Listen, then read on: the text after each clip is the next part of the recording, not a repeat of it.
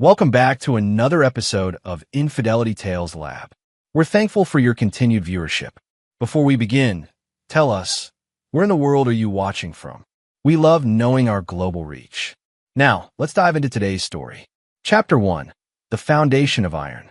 Vincent Holloway had built his empire on three principles: loyalty, precision, and consequence. At 45, he commanded a private security firm that specialized in corporate protection and crisis management, employing former military personnel who understood that failure wasn't an option. His steel-gray eyes had seen combat in Afghanistan, boardroom wars in Manhattan, and the devastating loss that had nearly broken him 5 years ago. The Holloway estate sat on 12 acres of pristine Connecticut countryside, a testament to Vincent's methodical approach to success. Every detail had been planned, from the hand-carved oak doors to the elaborate garden that had once been his daughter's favorite sanctuary. Emma had been 7 when the cancer took her, a brilliant, spirited child who could name every flower in their garden and had dreams of becoming a botanist like her grandfather. Vincent's wife, Patricia, had been his anchor during Emma's illness. They'd met 12 years ago when she was a nurse at Connecticut General Hospital, where Vincent was recovering from shrapnel wounds. Patricia Morrison had been 26 then, beautiful in an understated way, with auburn hair and compassionate green eyes that seemed to see through his carefully constructed walls. She tended to his physical wounds while somehow healing the emotional scars he'd carried from 2 tours overseas. Their courtship had been swift but deep. Patricia understood his need for control, his systematic approach to life, and she'd embraced the structure he brought to their relationship. When Emma was born 2 years later, Vincent believed he'd found his perfect life: a loyal wife, a beautiful daughter, and a growing business that provided them with everything they could want. But cancer doesn't care about perfect lives. Emma's diagnosis had come like a sniper's bullet, sudden, devastating, and life-altering. Vincent had thrown every resource at his disposal into fighting the disease. The best oncologists, experimental treatments, alternative therapies. Nothing was too expensive or too experimental if it might save his daughter. Patricia had been tireless in her care, sleeping in hospital chairs, researching treatments, and maintaining hope when Vincent's military pragmatism wanted to prepare for the worst. When Emma died on a rainy Tuesday morning in October, something fundamental had shifted in Vincent's world. The man who had never lost a battle found himself defeated by an enemy he couldn't outmaneuver or outfight. Patricia had grieved openly, her sobs echoing through their suddenly too large house. Vincent had grieved privately, in his study, staring at military commendations that seemed meaningless against the loss of his child. In the months following Emma's death, Vincent had thrown himself into expanding his business. He opened offices in 6 major cities, recruited the best operatives money could buy, and took on increasingly complex assignments. The work kept his mind occupied during the day, but the nights were different. The nights belonged to Emma's memory and the gnawing emptiness where his daughter's laughter used to fill their home. Patricia had struggled differently. She'd left her nursing job, saying she couldn't bear to be around children who might not make it home to their families.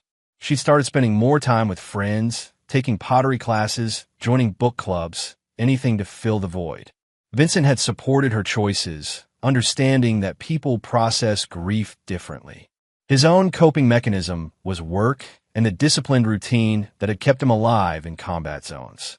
But as the months turned into years, Vincent began to notice subtle changes in his wife.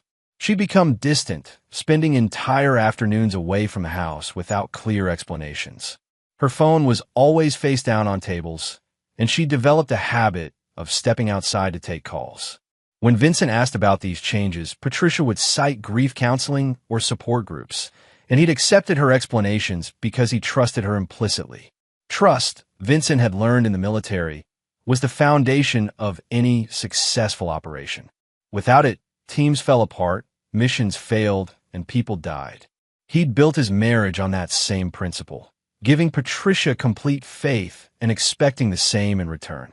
Now, standing in his study on this crisp March evening, Vincent reviewed quarterly reports from his various offices. Business was booming: corporate espionage cases, executive protection details, and crisis management contracts that brought in more money than he'd ever imagined possible. His team was loyal, his reputation was impeccable, and his bank accounts were healthier than ever. Yet something felt wrong.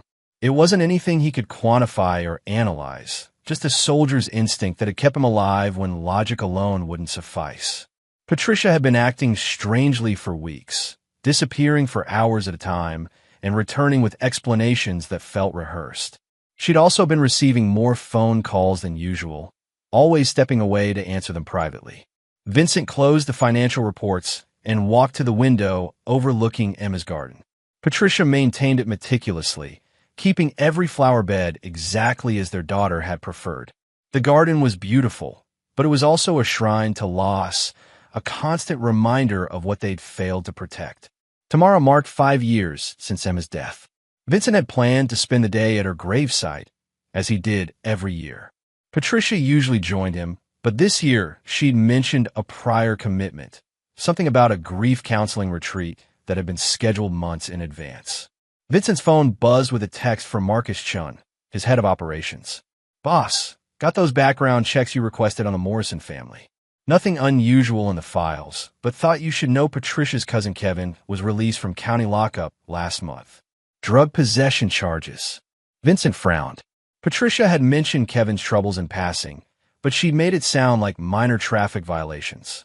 Drug charges suggested a more serious problem, and Patricia's evasiveness about her family suddenly took on a different context. He was about to respond when he heard Patricia's car pulling into the driveway. Vincent checked his watch. 9:47 p.m.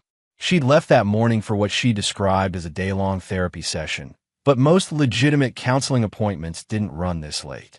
Vincent moved away from the window and settled behind his desk, opening a random file to appear busy. Patricia's footsteps echoed through the foyer, followed by the soft click of her heels on the hardwood stairs. She was going directly to their bedroom without stopping to check in, another small deviation from her normal routine. 5 minutes later, she appeared in his study doorway, dressed in clothes he didn't recognize.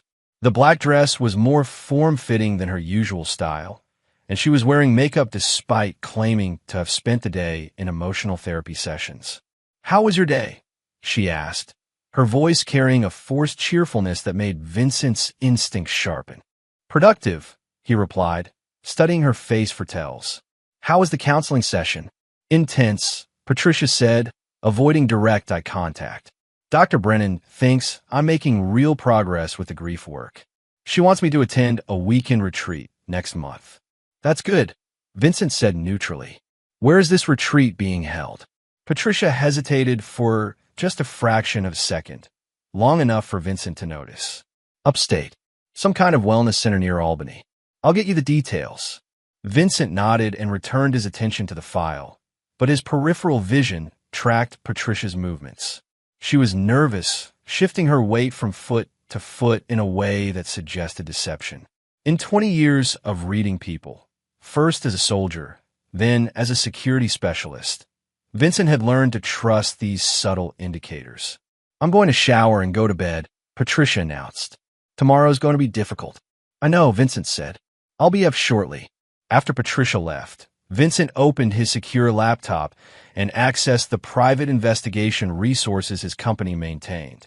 Within 30 minutes, he'd confirmed that Dr. Brennan was real, her practice was legitimate, and she did conduct grief counseling sessions. However, according to her office's scheduling system, which Vincent's people had accessed through methods that weren't entirely legal, Patricia Morrison Holloway wasn't listed as a patient. Vincent leaned back in his chair, processing this information with the same methodical approach he'd used to analyze enemy positions in Afghanistan. His wife was lying about her whereabouts, receiving suspicious phone calls, and displaying behavioral patterns consistent with deception. The question wasn't whether Patricia was hiding something, it was what she was hiding and why. He opened another secure channel and sent a message to Sarah Kovalev, his most skilled surveillance operative. "Need discreet monitoring on my wife starting tomorrow. Full package, movement tracking, communication intercepts, photographic documentation. Priority assignment." Vincent closed the laptop and walked to the window again, staring out at Emma's garden bathed in moonlight. Somewhere in those carefully tended flower beds lay the foundation of everything he'd built his life around: love, trust, and the belief that some things were sacred and unbreakable. If Patricia was betraying that foundation, she would learn what every enemy soldier and corporate adversary had discovered. Vincent Holloway was a man who never forgot a betrayal, and he never forgave one either. Chapter 2. Cracks in the Foundation. The morning of Emma's 5th death anniversary dawned gray and cold, matching Vincent's mood as he prepared for the annual pilgrimage to Graceland Cemetery. He'd maintained this ritual every year since the funeral, visiting Emma's grave alone first, then returning in the afternoon with Patricia for their shared remembrance. This year felt different. Patricia had left early, claiming her grief counseling retreat couldn't be rescheduled. She'd kissed his cheek with what felt like genuine remorse, promising to visit Emma's grave when she returned. But Vincent had noticed the small overnight bag in her car was larger than necessary for a day trip, and her explanation about the retreat location had changed from Albany to somewhere near Syracuse. Vincent drove to the cemetery in his black Escalade, taking the route that passed Patricia's favorite coffee shop out of curiosity. Her silver BMW wasn't in the parking lot, despite her claiming she'd stopped there before heading to the retreat. Another small lie in a growing pattern that was making Vincent's instincts scream warnings. At the cemetery, Vincent knelt beside Emma's headstone, a simple granite marker that read, "Emma Grace Holloway, beloved daughter. She made everything beautiful." Vincent had chosen those words because Emma had possessed an almost supernatural ability to find wonder in the smallest things. A butterfly landing on her hand, the way morning dew caught sunlight, the intricate patterns of flower petals. "I miss you, sweetheart," Vincent said quietly, placing fresh daisies on a grave. "Your mom misses you too, though she's been acting strange lately. I think she's struggling more than she lets on." Vincent spent an hour at the gravesite, sharing updates about his work and telling Emma about the new additions to her garden. It was a one-sided conversation, but it helped maintain the connection he'd always shared with his daughter. Emma had been the one person who could make him laugh genuinely, who could penetrate his military stoicism with her infectious curiosity about the world. As he prepared to leave, Vincent's phone buzzed with a message from Sarah Kovalev. Subject: departed residence at 7:15 a.m., currently at Riverside Inn on Route 7. Meeting with unidentified male, approximately 35 to 40 years old. Attached photos. Vincent opened the images, and his world shifted on its axis. The first photo showed Patricia sitting across from a man Vincent didn't recognize, tall, dark-haired, wearing a casual button-down shirt that emphasized his athletic build. They were holding hands across the table, and Patricia was smiling in a way Vincent hadn't seen in years. The second photo captured them kissing in the parking lot beside a red pickup truck. The third photo was worse. Patricia and the stranger were entering a room at the Riverside Inn, Patricia's hand on the man's chest in a gesture of obvious intimacy.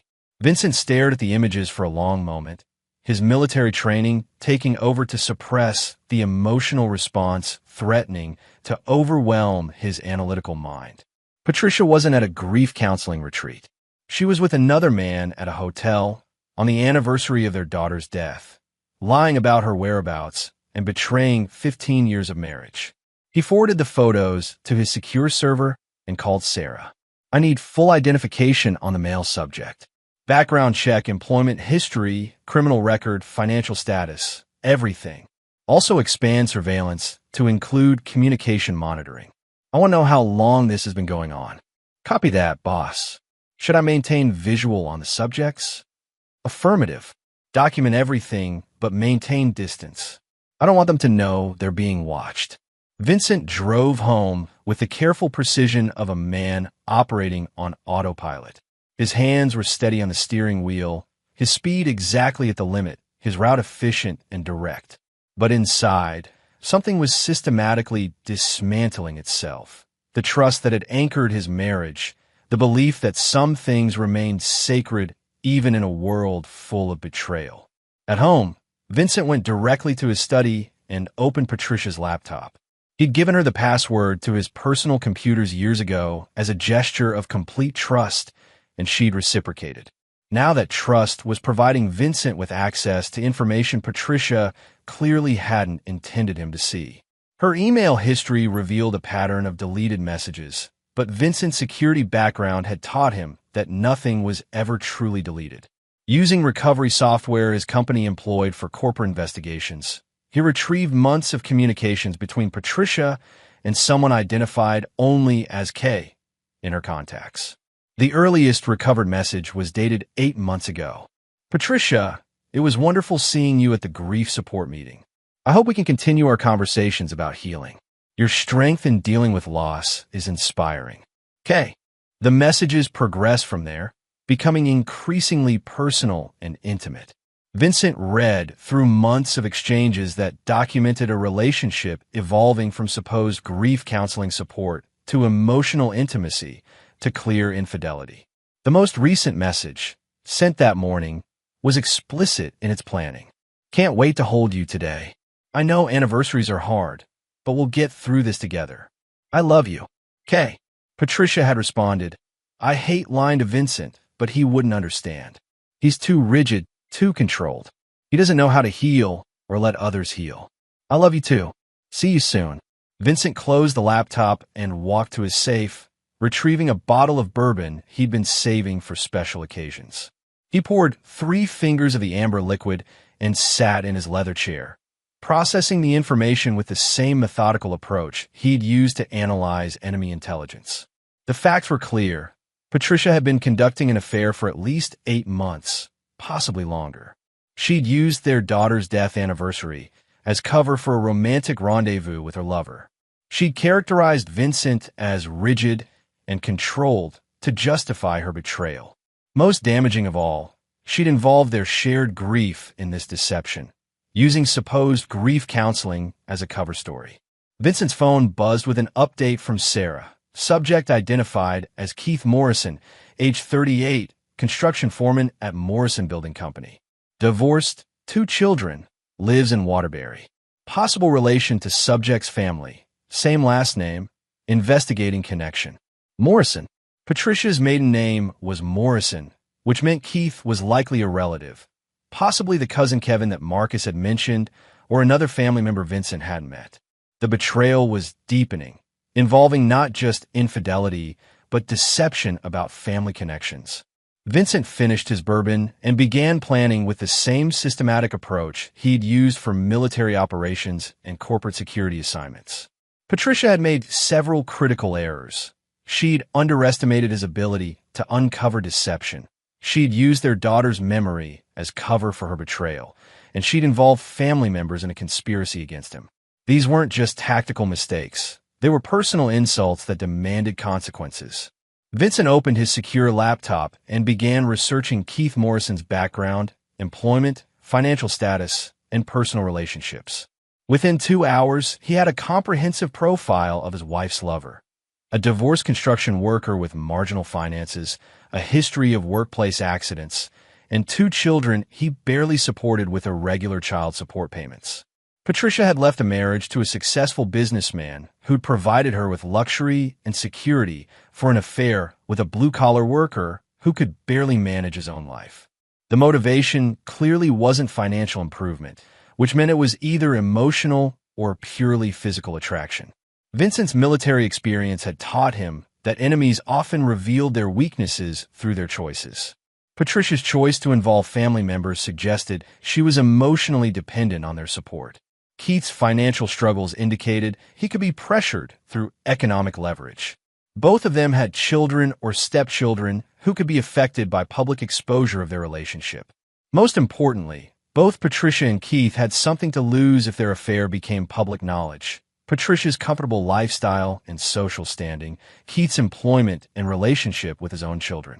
Vincent began drafting a plan that would systematically dismantle everything Patricia and Keith valued, using the same precision and thoroughness he'd applied to enemy targets overseas. But this wouldn't be a quick strike. It would be a methodical campaign designed to make them understand the true cost of betraying Vincent Holloway. His phone rang with Patricia's number. Vincent let it go to voicemail then listened to her message. "Hi, honey. Just want to check in from the retreat. It's been very emotional, but helpful. I should be home around 8 tonight. Love you." Vincent saved the message as evidence and returned to his planning. Patricia would indeed find the day emotional, though not in the way she expected. By the time Vincent finished with her and Keith Morrison, they would both understand that some betrayals carried consequences that lasted far longer than the pleasure they brought. Emma's garden was visible through his study window, a reminder of everything pure and innocent that had been lost. Patricia had polluted that memory by using their daughter's death anniversary as cover for adultery. For that alone, Vincent would make sure she paid a price that matched the magnitude of her betrayal. Chapter 3. Voices from the Garden. Vincent spent the afternoon methodically building surveillance profiles on both Patricia and Keith Morrison. By 5 p.m., he had detailed information about their routines, known associates, financial vulnerabilities, and personal relationships. Patricia would return home soon, expecting to resume her normal life while maintaining her carefully constructed lies. Vincent had other plans. He prepared dinner, Patricia's favorite salmon with asparagus, and opened a bottle of wine they'd been saving for a special occasion. To any observer, it would appear he was planning a romantic evening to commemorate their daughter's memory. In reality, Vincent was creating a baseline for Patricia's behavior, establishing her normal reactions before he began applying pressure. At 8:17 p.m., Patricia's BMW pulled into the driveway. Vincent watched from the kitchen window as she sat in the car for nearly 3 minutes, apparently composing herself before coming inside. When she finally entered through the mudroom, her expression was carefully neutral, the face of someone who'd spent the day practicing deception. "How was the retreat?" Vincent asked, embracing her with the same warmth he'd shown for 15 years of marriage. "Difficult, but helpful," Patricia replied, returning his embrace with what felt like genuine affection. Dr. Brennan introduced some new techniques for processing grief. "I think they might really help." Vincent studied her face, noting the micro-expressions that indicated both relief and continued anxiety. Patricia was committed to maintaining her lie, which suggested she viewed this affair as more than a temporary indiscretion. "I'm glad you're finding healing," Vincent said. "I made dinner. Thought we could honor Emma's memory together." Patricia's eyes filled with tears that appeared genuine. "That's perfect. I've been thinking about her all day." They ate dinner, making conversation about Emma's favorite foods and childhood memories. Patricia seemed more relaxed than she'd been in weeks, as if her day with Keith had somehow refreshed her ability to connect with Vincent. The irony wasn't lost on him.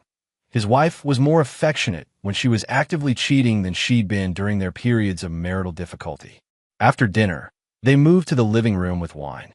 Patricia curled against Vincent on the sofa, her head on his shoulder in a gesture that had once felt natural but now seemed calculated. "I want to visit Emma's garden before bed," Patricia said quietly. "Will you come with me?" Vincent agreed, though he found the request troubling. Patricia was asking him to share their daughter's sacred space after spending the day in another man's bed. The violation felt profound, but Vincent masked his reaction behind the stoic expression that had served him in countless high-pressure situations. They walked through the garden together, Patricia pointing out new buds that indicated spring's arrival. Emma had loved this time of year, when the garden emerged from winter dormancy to show the first signs of renewed life. Patricia maintained the space with obsessive care, as if tending Emma's favorite flowers could somehow maintain a connection with their lost daughter. She would have been 12 this year, Patricia said, stopping beside the rose bushes Emma had helped plant in her final summer. Old enough to help with the garden design, maybe developing her own preferences for colors and layouts. Vincent nodded, remembering Emma's detailed plans for expanding the flower beds and adding a butterfly sanctuary. His daughter had possessed a sophisticated understanding of botany for such a young child, able to identify plant species and understand their growing requirements with remarkable accuracy. They stood in comfortable silence for several minutes, both lost in memories of Emma's enthusiasm for the garden and her plans for its future development. Vincent was about to suggest they go inside when Patricia gasped sharply and grabbed his arm. "Vincent!" she whispered, her voice tight with shock. "Do you see her?" Vincent followed Patricia's gaze toward the far corner of the garden, where Emma's butterfly sanctuary had been planned but never built. At first, he saw nothing unusual, just the shadowy outline of the garden shed and the tall oak tree where Emma used to read on summer afternoons. Then he saw movement. A small figure stood beside the oak tree, barely visible in the moonlight, but unmistakably child-sized. Vincent's military training kicked in immediately, his hand moving instinctively toward the concealed weapon he always carried. But as his eyes adjusted to the darkness, the figure became more defined, and Vincent's rational mind struggled to process what he was seeing.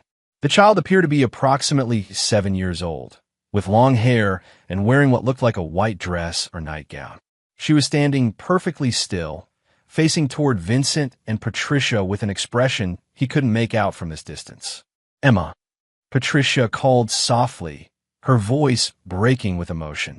The figure raised one hand in what might have been a wave, then began walking toward them with the careful, measured steps of a child navigating familiar territory in limited light. As she approached, Vincent's logical mind cataloged impossible details. The child's hair was the exact shade of auburn Emma had inherited from Patricia. Her height and build matched Emma's proportions at age 7, and her movements carried the distinctive grace Emma had displayed even as a toddler. "Father, I'm home," the child said, her voice carrying across the garden with perfect clarity. Vincent's world tilted sideways. The voice was unmistakably Emma's, not similar, not reminiscent, but exactly the same pitch, tone, and cadence their daughter had used. Patricia made a choking sound and stumbled backward against Vincent, her entire body trembling. "This isn't possible," Vincent whispered. But even as he spoke, the child continued approaching with Emma's characteristic confidence in the garden she loved so deeply. When she was close enough for Vincent to see her face clearly, his analytical mind simply shut down. The child was Emma. Same green eyes, same scattered freckles across her nose, same slightly crooked smile that had been Emma's most endearing feature. She looked exactly as she had on the day she died, healthy and vibrant and impossibly present in the garden where they'd scattered her ashes 5 years ago. "I couldn't believe my eyes," Vincent murmured, the words coming automatically as his conscious mind struggled to process the impossible scenario unfolding before him. Emma looked directly at Patricia, and Vincent saw tears streaming down his daughter's face, or the face of whatever was standing before them, wearing Emma's appearance. "Actually, Mother," Emma said, her voice carrying a weight of knowledge that no 7-year-old should possess, "I need to tell you something important. About Keith Morrison. About the lies you've been telling Father. About what you've been doing on days when you're supposed to be honoring my memory." Patricia made a sound like a wounded animal and collapsed to her knees in the garden soil. Vincent remained standing, his mind racing to understand how this apparition, whether real, supernatural, or some kind of elaborate hallucination, could possibly know about Patricia's affair. "You're not real," Patricia gasped. "You can't be real. Emma is dead. I watched her die. I held her when she took her last breath." The figure that appeared to be Emma tilted her head with the same curious expression their daughter had used when considering a complex question. "I am real, Mother. Real enough to see what you've been doing. Real enough to know how you've been betraying the man who loved us both more than his own life. Real enough to tell him the truth you've been hiding." Vincent's tactical mind began functioning again, analyzing the situation with the same systematic approach he'd used for any intelligence-gathering operation. Whether this was Emma's spirit, a grief-induced hallucination shared by both him and Patricia, or some other phenomenon he couldn't explain, the figure was providing him with confirmation of information he'd already discovered through surveillance. More importantly, Patricia's reaction suggested she believed she was actually seeing their dead daughter. Her guilt and shock were genuine, which meant Vincent could use this moment to extract information she might not reveal under normal circumstances. "Emma," Vincent said carefully, his voice steady despite the impossibility of the situation. "What is it you want to tell me about your mother and Keith Morrison?" The apparition turned toward Vincent with an expression of profound sadness. She's been lying to you for 8 months, father. Meeting him at hotels while claiming to attend grief counseling. Using my death as cover for her betrayal. She told him you're too rigid and controlled to understand healing. That she needs someone who can help her process emotions you supposedly can't handle. Patricia was sobbing now, her hands pressed against her face as if she could block out the vision or the accusations. Vincent felt a cold clarity settling over him. Not just from the supernatural revelation, but from seeing Patricia's guilt and shame displayed so nakedly. She plans to leave you, father, Emma continued. Keith has been pressuring her to divorce you and move in with him. She's been transferring money to secret accounts Keith helped her open. They've been planning this for months. Vincent absorbed this information with the same calm he'd shown when receiving intelligence briefings about enemy positions.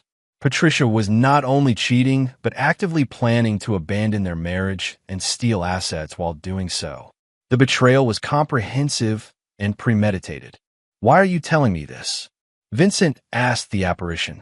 Because she used my memory to cover her lies, Emma replied, her voice carrying an anger that seemed too mature for her apparent age. Because she betrayed the man who fought harder than anyone to save my life. Because some betrayals are too great to forgive or forget. Emma turned back to Patricia, who was still kneeling in the garden soil. You have until morning to tell him the truth, mother. All of it. If you don't, I'll be back tomorrow night, and I won't be alone. The figure that appeared to be Emma began walking backward toward the oak tree, her form becoming less distinct as she moved away from them. When she reached the shadows beneath the tree, she simply faded away, leaving Vincent and Patricia alone in the garden with only the sound of Patricia's broken sobbing. Vincent helped Patricia to her feet and guided her back to the house, his mind already working through the implications of everything he'd witnessed. Whether Emma's appearance had been supernatural, psychological, or something else entirely, it had provided him with crucial intelligence about Patricia's plans and motivations. More importantly, it had given him leverage. Patricia clearly believed she'd seen their dead daughter, and that experience had shattered her composure completely. Vincent could use her guilt and fear to extract the full truth about her affair and her plans to leave him. Then he could begin implementing consequences that would make Patricia and Keith Morrison understand the true cost of betraying Vincent Holloway. As they entered the house, Patricia was still trembling and crying. Vincent guided her to the living room and poured her a glass of wine, playing the role of concerned husband while his mind calculated the tactical advantages this night had provided. That wasn't real, Patricia kept repeating. That couldn't have been real. I saw her too, Vincent said quietly, and she seemed to know things about your activities that she couldn't have known unless someone told her. Someone who's been watching us. Patricia looked up at him with terror in her eyes. Not just fear of the supernatural experience, but fear of discovery. She knew Vincent well enough to recognize when he was operating in tactical mode, and she was beginning to understand that her carefully constructed deception was collapsing. We need to talk, Vincent said, settling into his chair across from her. About grief counseling retreats that don't exist. About hotel meetings with men I've never met. About the truth you've been hiding while using our daughter's memory as cover. Patricia's face went white, and Vincent knew the real confrontation was about to begin. Chapter 4. The Truth Unraveled. Patricia sat frozen on the living room sofa, her wine glass trembling in her hands as Vincent settled into his leather chair with the calm precision of a military interrogator. The supernatural encounter in the garden had stripped away her carefully maintained composure, leaving her emotionally raw and psychologically vulnerable. Vincent had learned during his military service that the best time to extract information was immediately after a subject had experienced shock or trauma. Patricia's belief that she'd seen their dead daughter had created exactly that kind of psychological break, making her more likely to reveal truths she'd previously hidden. I've been conducting my own investigation, Vincent said quietly, his voice carrying the neutral tone he'd perfected during combat briefings. I know about Keith Morrison. I know about the Riverside Inn. I know about the bank accounts and the money transfers. What I want to understand is why.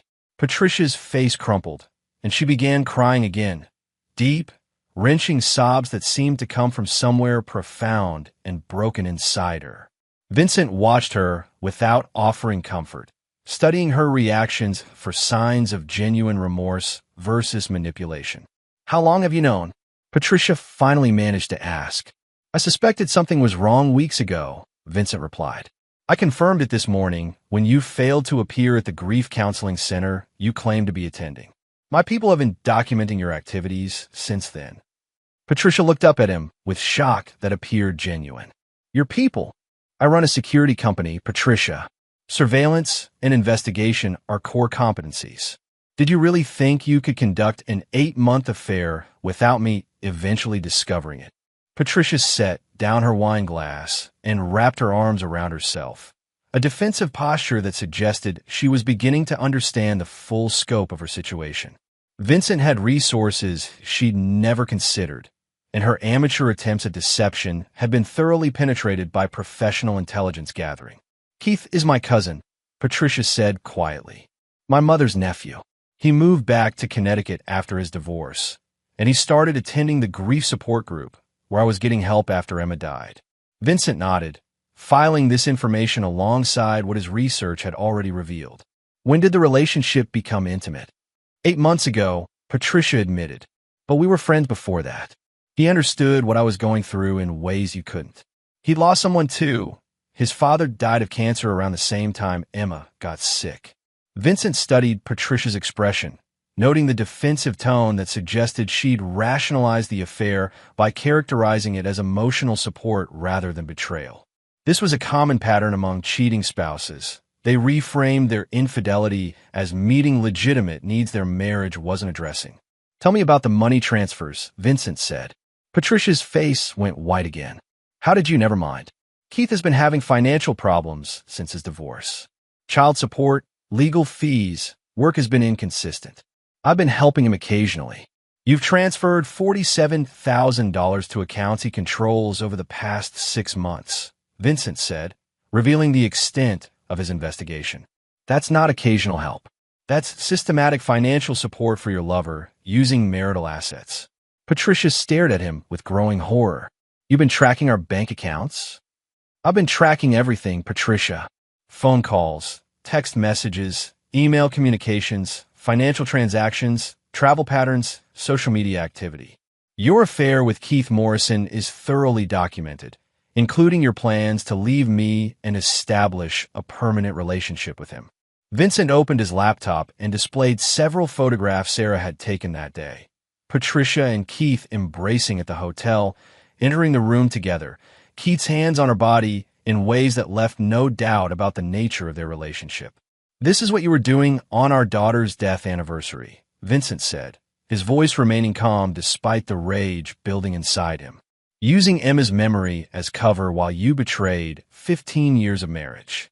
Patricia looked at the photos and began crying again, but this time her tears seemed to carry shame rather than just fear. "I know how it looks, but you don't understand what I've been going through. The grief, the loneliness, the feeling that you'd shut down emotionally after Emma died. So you decided to handle your grief by fucking your cousin in hotel rooms while lying about attending therapy sessions," Vincent said, his military bluntness cutting through Patricia's attempts at rationalization. Patricia flinched at his language, but continued trying to explain. "Keith understood what I was feeling. He helped me process emotions I couldn't share with you because you became so distant and focused on work after Emma died." Vincent leaned forward, his eyes fixed on Patricia's face with the intensity he'd once used to interrogate enemy combatants. "I threw myself into work because we'd lost our daughter and I was trying to build financial security for our future. You threw yourself into an affair because facing grief as a married couple was apparently too difficult for you to handle." "It wasn't supposed to happen," Patricia said weakly. "Keith and I were just friends at first. But you were working 18-hour days, traveling constantly, and when you were home you seemed unreachable. Keith was there when I needed someone to talk to."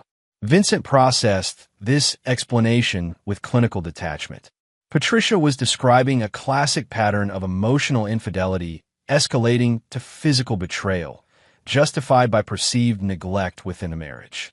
But her timeline didn't match the evidence he'd gathered about her deception. You started lying about your whereabouts 3 months before your first documented sexual encounter with Keith, Vincent said. The emotional affair began much earlier than you're admitting, and you made deliberate choices to pursue it instead of addressing our marital problems directly. Patricia looked stunned that Vincent possessed such detailed knowledge of her activities. You've been spying on me for months? I've been protecting myself from being made a fool by someone I trusted completely, Vincent replied. A trust you violated systematically while using our daughter's death as justification for betraying our marriage. Vincent opened another file on his laptop, displaying financial records showing Patricia's secret accounts and the money she'd transferred to Keith. Tell me about your plans to leave me and move in with Keith Morrison. Patricia's face went completely white. How could you possibly know about that? Because I know everything, Patricia. Every conversation, every plan, every lie you've told to cover your tracks. What I want to understand is whether you intended to file for divorce or simply disappear with as much of our joint assets as you could steal. Patricia stood up abruptly and began pacing, her composure finally cracking completely under the weight of Vincent's comprehensive knowledge of her deception. This is insane. You've been conducting surveillance on your own wife like I'm some kind of criminal. You are a criminal, Vincent said calmly. Theft of marital assets, fraud in obtaining those assets, conspiracy with Keith Morrison to defraud me of property and money. Your affair is adultery, but your financial activities constitute actual felonies. Patricia stopped pacing and stared at him with growing panic. You can't be serious. You wouldn't actually have me arrested. Vincent closed his laptop and fixed Patricia with the same cold stare he'd once reserved for enemies who'd underestimated his capabilities. You used our daughter's death as cover to betray our marriage, steal our money, and plan to abandon me for a construction worker who can't support his own children. What exactly makes you think I wouldn't pursue every legal remedy available to me? Patricia sank back onto the sofa, her hands shaking as she finally began to understand the full scope of her situation. Vincent had comprehensive evidence of her infidelity and financial crimes, gathered through professional surveillance methods she'd never suspected he was capable of deploying. What do you want? Patricia asked quietly. I want the complete truth about your relationship with Keith Morrison, your plans to leave me, and everyone who helped you conceal this betrayal, Vincent said. Then I want you to understand the consequences of what you've done. Patricia looked toward the window, facing Emma's garden, as if she could still see the apparition that had appeared to them earlier. What if Emma comes back? What if she tells you things I don't want to reveal? Vincent studied Patricia's expression, realizing she was genuinely terrified of another supernatural encounter. Whether or not Vincent believed their daughter's spirit had actually appeared, Patricia clearly did, and that fear was making her more cooperative than any interrogation technique he could have employed. Emma already told me the important details, Vincent said. She said you've been planning to leave me for months, that you've characterized me as too rigid and controlled to understand healing, and that you've been using her memory to cover your lies. Is there anything else you think she might reveal that you'd prefer to tell me yourself? Patricia wrapped her arms around herself again, clearly struggling with how much to reveal. Keith wants me to divorce you and move in with him permanently. He's been pressuring me to take half of everything and start over with him. What did you tell him? I told him I needed more time to figure out how to handle the legal aspects, Patricia admitted. But I was planning to file for divorce after the summer. I wanted to wait until the 5-year anniversary of Emma's death had passed. Vincent absorbed this information with cold fury.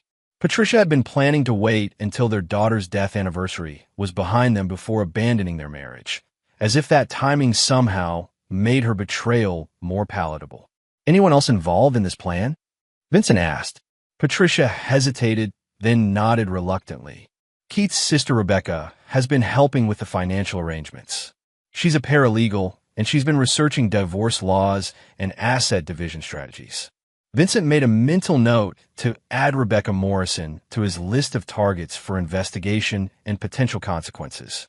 The conspiracy against him was expanding to include Keith's family members, which meant his response would need to address multiple participants. Here's what's going to happen, Vincent said, standing up and moving to loom over Patricia. "You're going to call Keith Morrison and tell him this affair is over immediately. You're going to close the secret bank accounts and return every dollar you've stolen. Then you're going to wait while I decide what consequences are appropriate for someone who betrayed me this comprehensively." Patricia looked up at him with terror in her eyes. "What kind of consequences?"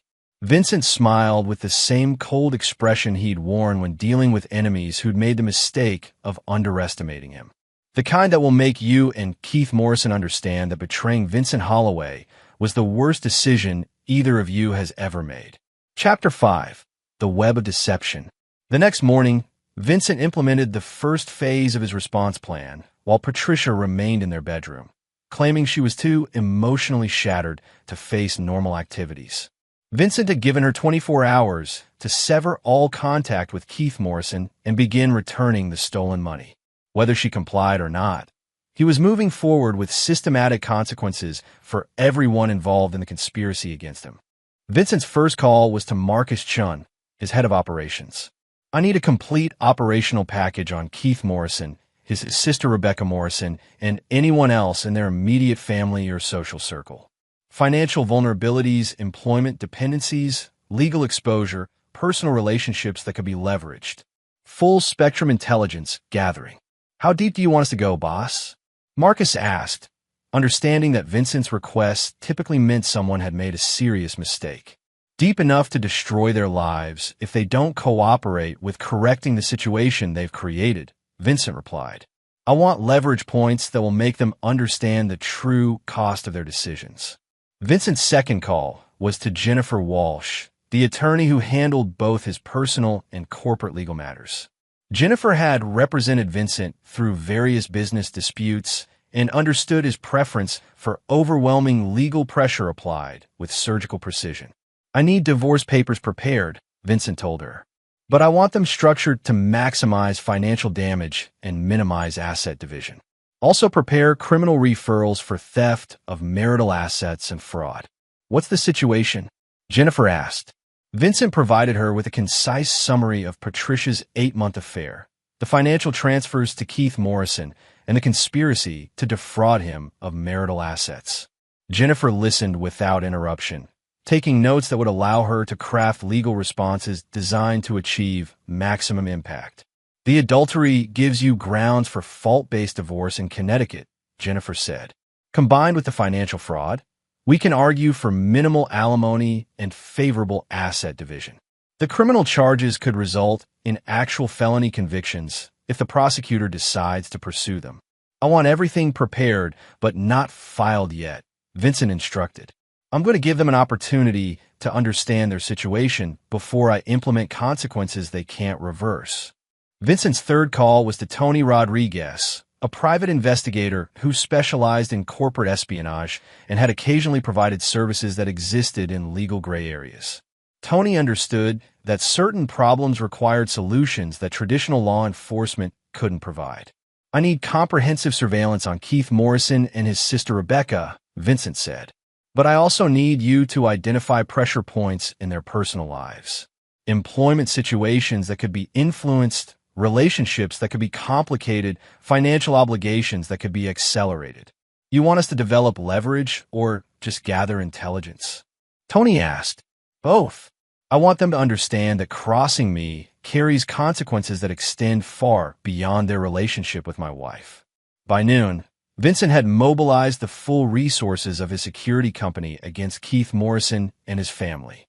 Within hours, he would have detailed intelligence about their vulnerabilities, their relationships, and their dependencies. Then he could begin applying pressure with the same systematic approach he'd used against enemy targets in Afghanistan. Patricia emerged from their bedroom around 2 p.m., looking haggard and emotionally devastated. She'd clearly been crying for hours, and her hands were shaking as she attempted to pour herself coffee in the kitchen.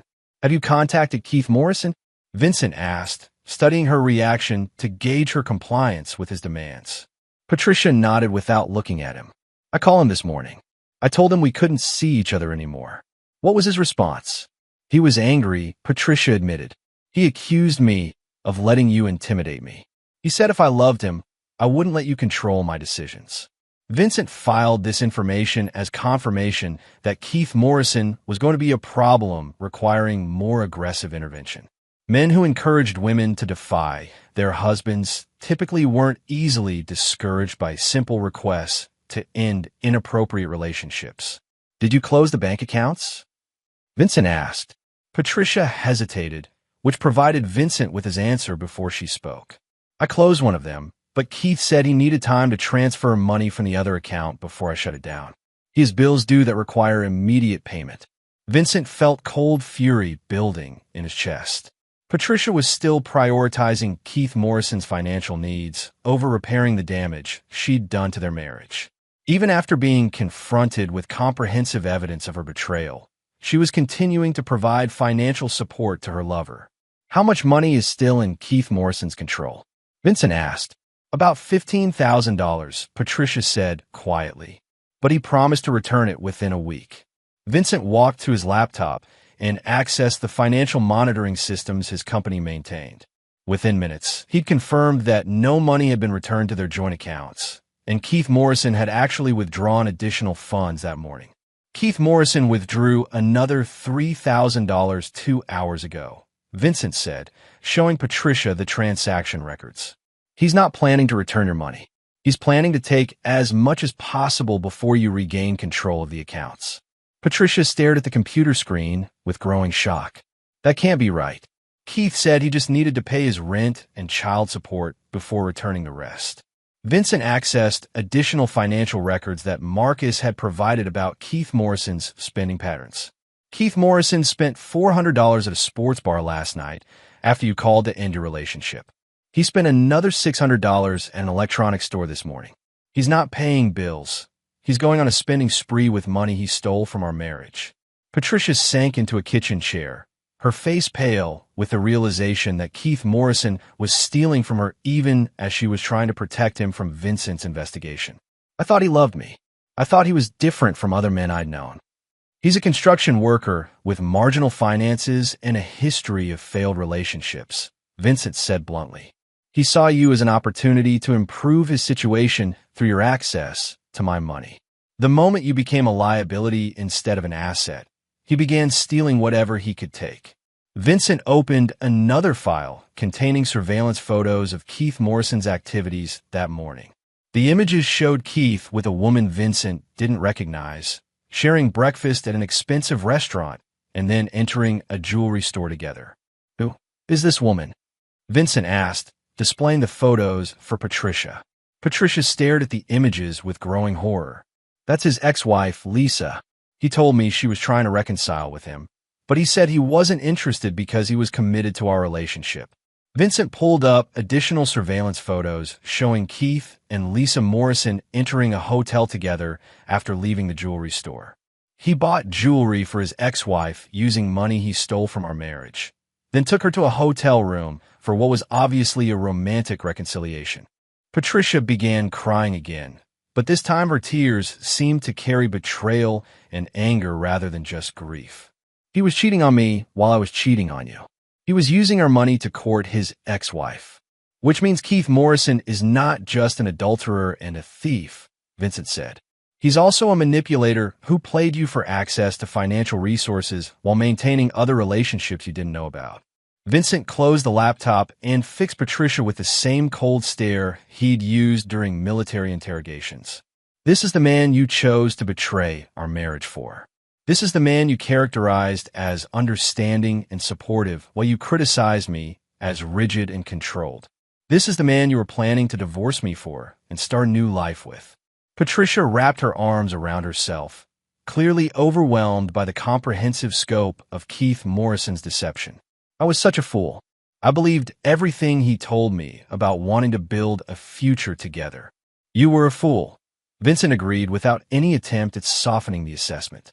"But that doesn't change the fact that you systematically betrayed our marriage, stole our money, and used our daughter's memory as cover for your lies. Keith Morrison being a manipulative thief doesn't excuse your choices." Patricia looked up at him with desperate eyes. "What can I do to fix this? How can I make this right?" Vincent considered her question, analyzing whether Patricia's apparent remorse was genuine or simply another manipulation tactic designed to avoid consequences. Her shock at discovering Keith Morrison's additional betrayals seemed real, but that didn't necessarily mean she was prepared to accept full responsibility for her own actions. "First, you're going to help me recover every dollar Keith Morrison stole from our marriage," Vincent said. "Then you're going to provide me with complete information about everyone who helped you conceal this affair. Finally, you're going to understand that your marriage to me is over, and your future depends entirely on how cooperative you are with cleaning up the mess you've created." Patricia stared at him with growing panic. "You're divorcing me? Our marriage ended the moment you decided to betray it for a construction worker who is obviously using you for financial gain," Vincent replied. "The only question now is whether that divorce happens amicably with you retaining some dignity and financial security, or whether it happens after criminal charges that leave you with nothing but legal bills and a felony record." Patricia began crying again, finally understanding that her choices had consequences that extended far beyond the temporary pleasure of her affair with Keith Morrison. Vincent watched her emotional breakdown with cold satisfaction, knowing that this was only the beginning of the justice he would extract from everyone who had betrayed him. His phone buzzed with a message from Marcus Chun. "Complete intelligence package ready for your review. Keith Morrison and his sister have multiple vulnerabilities we can exploit. Ready to proceed with operational plans when you give the word." Vincent responded with a single word: proceed. The systematic destruction of Keith Morrison and everyone who had helped him would begin within hours, and Vincent intended to make sure they understood that betraying Vincent Holloway carried consequences that lasted far longer than whatever temporary benefits they'd gained from their deception. Chapter 6: The Noose Titans. Vincent spent the evening in his study, reviewing the comprehensive intelligence packages Marcus had compiled on Keith Morrison and his co-conspirators. The information was more damaging than Vincent had anticipated. Keith Morrison's life was built on a foundation of poor decisions, financial irresponsibility, and interpersonal betrayals that created multiple leverage points for someone with Vincent's resources and skills. Keith Morrison worked for Riverside Construction, a mid-sized company that held several municipal contracts requiring background checks and security clearances for workers.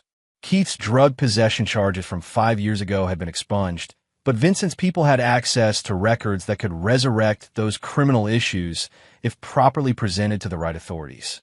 More importantly, Keith owed substantial back child support to his ex-wife Lisa, and his current employment was the only thing preventing wage garnishment that would reduce his income below survival levels.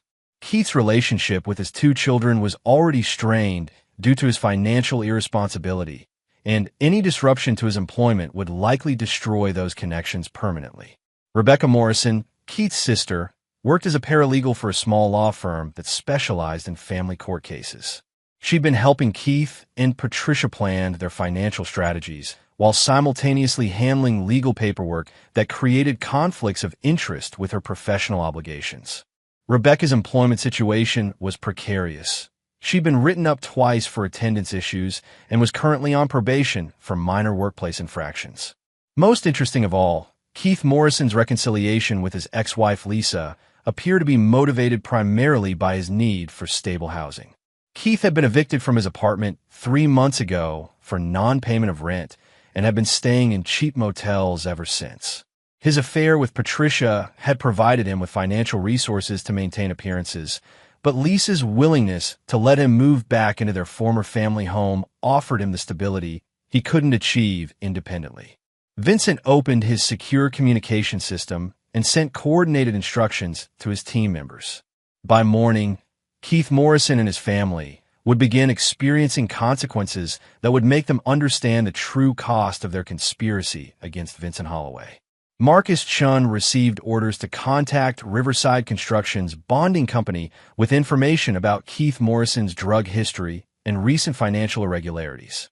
Construction companies couldn't afford to employ workers who pose liability risks, and Keith's position would become untenable once his employer understood his background and current legal exposure. Tony Rodriguez received instructions to approach Lisa Morrison with photographic evidence of Keith's affair with Patricia, along with financial records showing Keith had spent marital assets belonging to another couple on gifts for his paramour. Lisa Morrison was already angry about Keith's inconsistent child support payments.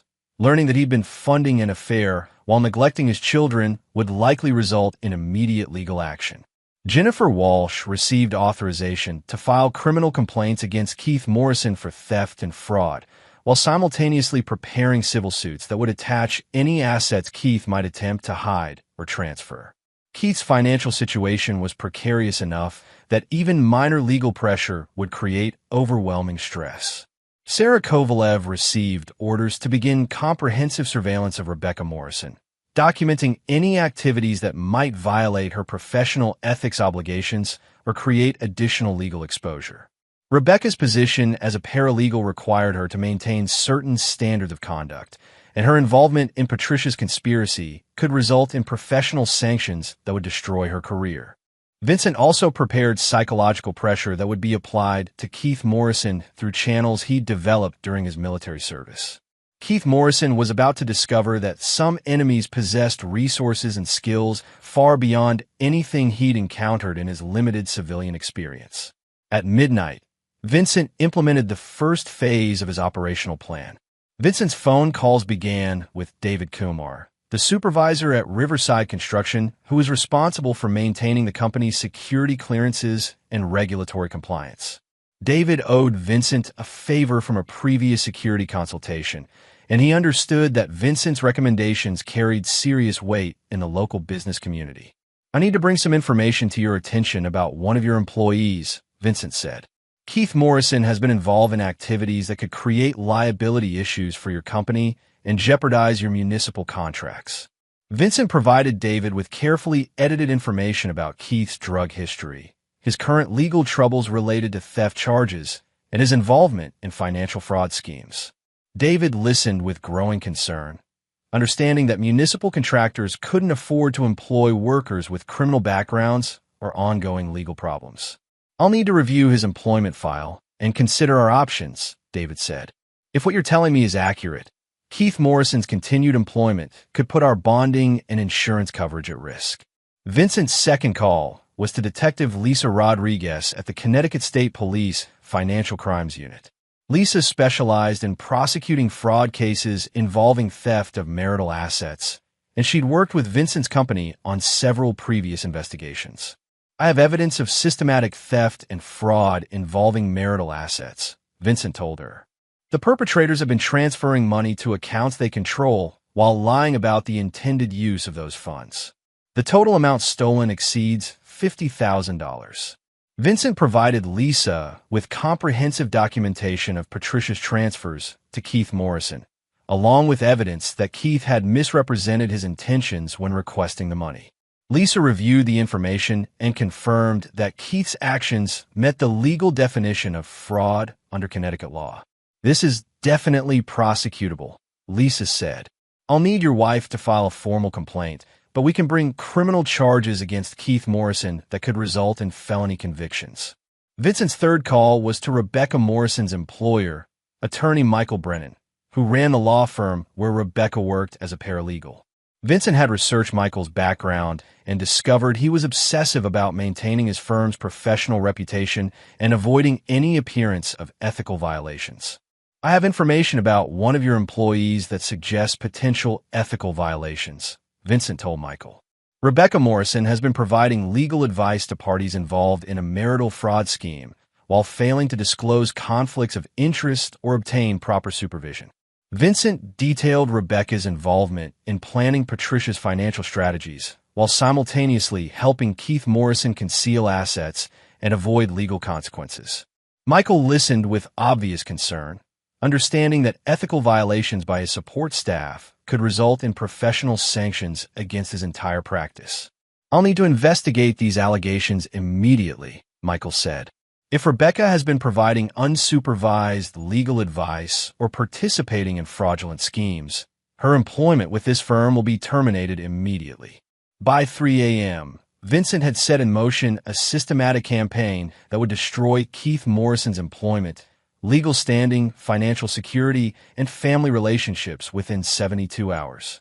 Keith Morrison would wake up to discover that his affair with Patricia had brought him to the attention of someone with resources and skills far beyond anything he'd imagined possible. Vincent returned to his bedroom to find Patricia still awake, staring at the ceiling with obvious anxiety. She'd heard him making phone calls from his study, and she understood enough about Vincent's capabilities to know he was implementing consequences for Keith Morrison's theft and deception. "What did you do?" Patricia asked quietly.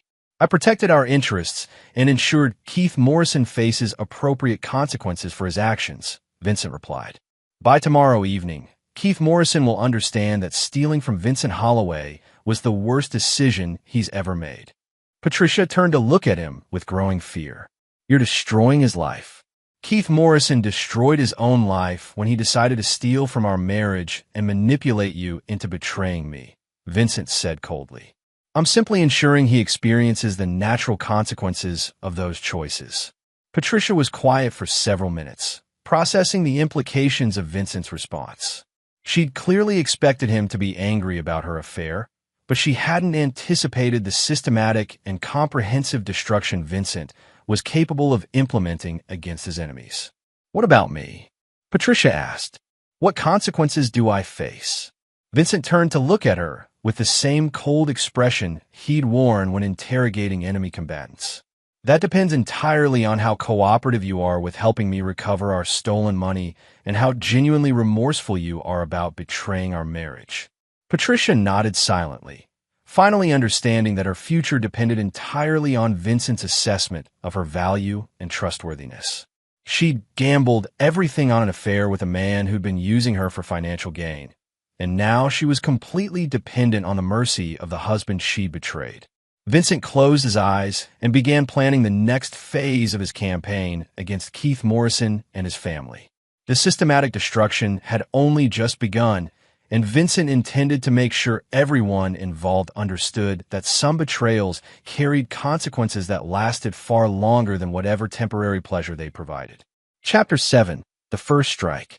Keith Morrison's world began collapsing at 7:43 a.m. when David Kumar called to inform him that his employment with Riverside Construction was being terminated immediately due to irregularities in his background check and ongoing legal issues that pose liability risks to the company. "I don't understand," Keith said, his voice groggy from a night spent drinking with his ex-wife Lisa to celebrate their reconciliation. "My background check was clear when I was hired." "What legal issues?" "We've received information about criminal activities you're involved in," David explained. "Theft charges, fraud allegations, and financial irregularities that could affect our bonding and insurance coverage. You need to turn in your company equipment and clear out your locker by 5 p.m. today." Keith Morrison had never heard of Vincent Holloway, had no idea that his affair with Patricia was being monitored by professional intelligence operatives, and couldn't understand how his carefully hidden financial activities had suddenly become known to his employer. But he was about to learn that some husbands possessed resources far beyond those of ordinary civilians. At 9:15 a.m., Keith received a visit from Detective Lisa Rodriguez, who arrived at his hotel room with a warrant for his arrest on charges of theft of marital assets and fraud. Keith answered the door in his underwear, still disoriented from the previous night's drinking and completely unprepared for the legal consequences of his relationship with Patricia. "Keith Morrison, you're under arrest for theft and fraud involving marital assets belonging to Vincent and Patricia Holloway," Detective Rodriguez announced, displaying her badge and the arrest warrant. "You have the right to remain silent." Keith's protest that he'd been given the money voluntarily fell on deaf ears. Detective Rodriguez had comprehensive documentation showing that Keith had misrepresented his intentions when requesting financial assistance, had violated the terms under which the money was provided, and had continued stealing even after being told to return funds. The booking process took 3 hours, during which Keith was photographed, fingerprinted, and processed into the criminal justice system as a felony defendant. His bail was set at $50,000, far more than Keith could afford, especially since his bank accounts had been frozen as part of the fraud investigation. At 11:30 a.m., while Keith was sitting in a county jail cell wearing orange coveralls and trying to understand how his life had transformed so dramatically, his ex-wife Lisa Morrison received a visit from Tony Rodriguez. Tony presented Lisa with comprehensive photographic evidence of Keith's affair with Patricia Holloway, along with financial records showing that Keith had spent thousands of dollars of stolen money on restaurants, gifts, and hotel rooms for his paramour, while failing to make child support payments for his own children. Your ex-husband has been stealing money from another couple to fund an extramarital affair, Tony explained, showing Lisa the surveillance photos of Keith and Patricia embracing at various hotels. This is where the money went that should have been supporting your children. Lisa Morrison stared at the photographs with growing fury. She'd agreed to reconcile with Keith based on his promises that his financial situation had improved and he was ready to be a responsible father and partner. Learning that his apparent prosperity was based on stealing from another family while neglecting their own children ignited a rage that years of disappointment had been building toward. "Where is Keith now?" Lisa asked, her voice tight with controlled anger. "He was arrested this morning on felony theft and fraud charges," Tony replied. "His bail is set at $50,000, and his assets have been frozen pending resolution of the criminal case." Lisa Morrison immediately called her attorney to file for emergency custody modifications that would terminate Keith's visitation rights and accelerate child support collection efforts. She also contacted the local newspaper's crime reporter to ensure Keith's arrest would receive public attention that would make his legal problems more difficult to resolve quietly. At 1:45 p.m., Rebecca Morrison received a call from her employer, attorney Michael Brennan, ordering her to report to his office immediately for termination proceedings. Michael had spent the morning reviewing Rebecca's activities and confirming that she'd been providing unauthorized legal advice while failing to disclose conflicts of interest. "You've been terminated for cause," Michael informed Rebecca when she arrived at his office. "Your involvement in planning fraudulent financial schemes while representing this firm creates liability issues we cannot tolerate." Rebecca's protests that she'd only been helping family members were dismissed by Michael, who understood that ethical violations by support staff could result in professional sanctions against his entire practice. Rebecca's termination was immediate and permanent, with no severance pay and a notation in her employment file that would make finding similar work extremely difficult. At 3:20 p.m., Keith Morrison used his one phone call from county jail to contact Patricia, desperate for bail money and legal assistance. He'd spent hours in lockup trying to understand how his carefully concealed affair had suddenly resulted in arrest, job loss, and comprehensive legal problems. "Patricia, I need your help," Keith pleaded when she answered. "I've been arrested for stealing your money, but you know you gave it to me voluntarily. I need you to tell the police this is all a misunderstanding." Patricia listened to Keith's desperate requests with growing clarity about the man she'd betrayed her marriage for. Keith Morrison wasn't calling to apologize for deceiving her about his ex-wife or to express concern about the consequences his actions had brought to her marriage. He was calling to demand additional assistance that would require her to lie to law enforcement officers investigating his criminal activities. "I can't help you," Patricia said quietly. "Vincent has comprehensive evidence of everything we did. The police have records showing you lied about needing money for bills when you were actually spending it on your ex-wife and other personal expenses." Keith's voice became angry and demanding. "You owe me this, Patricia. If you hadn't been so weak and let your husband intimidate you, we could have handled this situation before it got out of control." Patricia hung up the phone, finally understanding that Keith Morrison viewed her as an asset to be exploited rather than a person to be loved.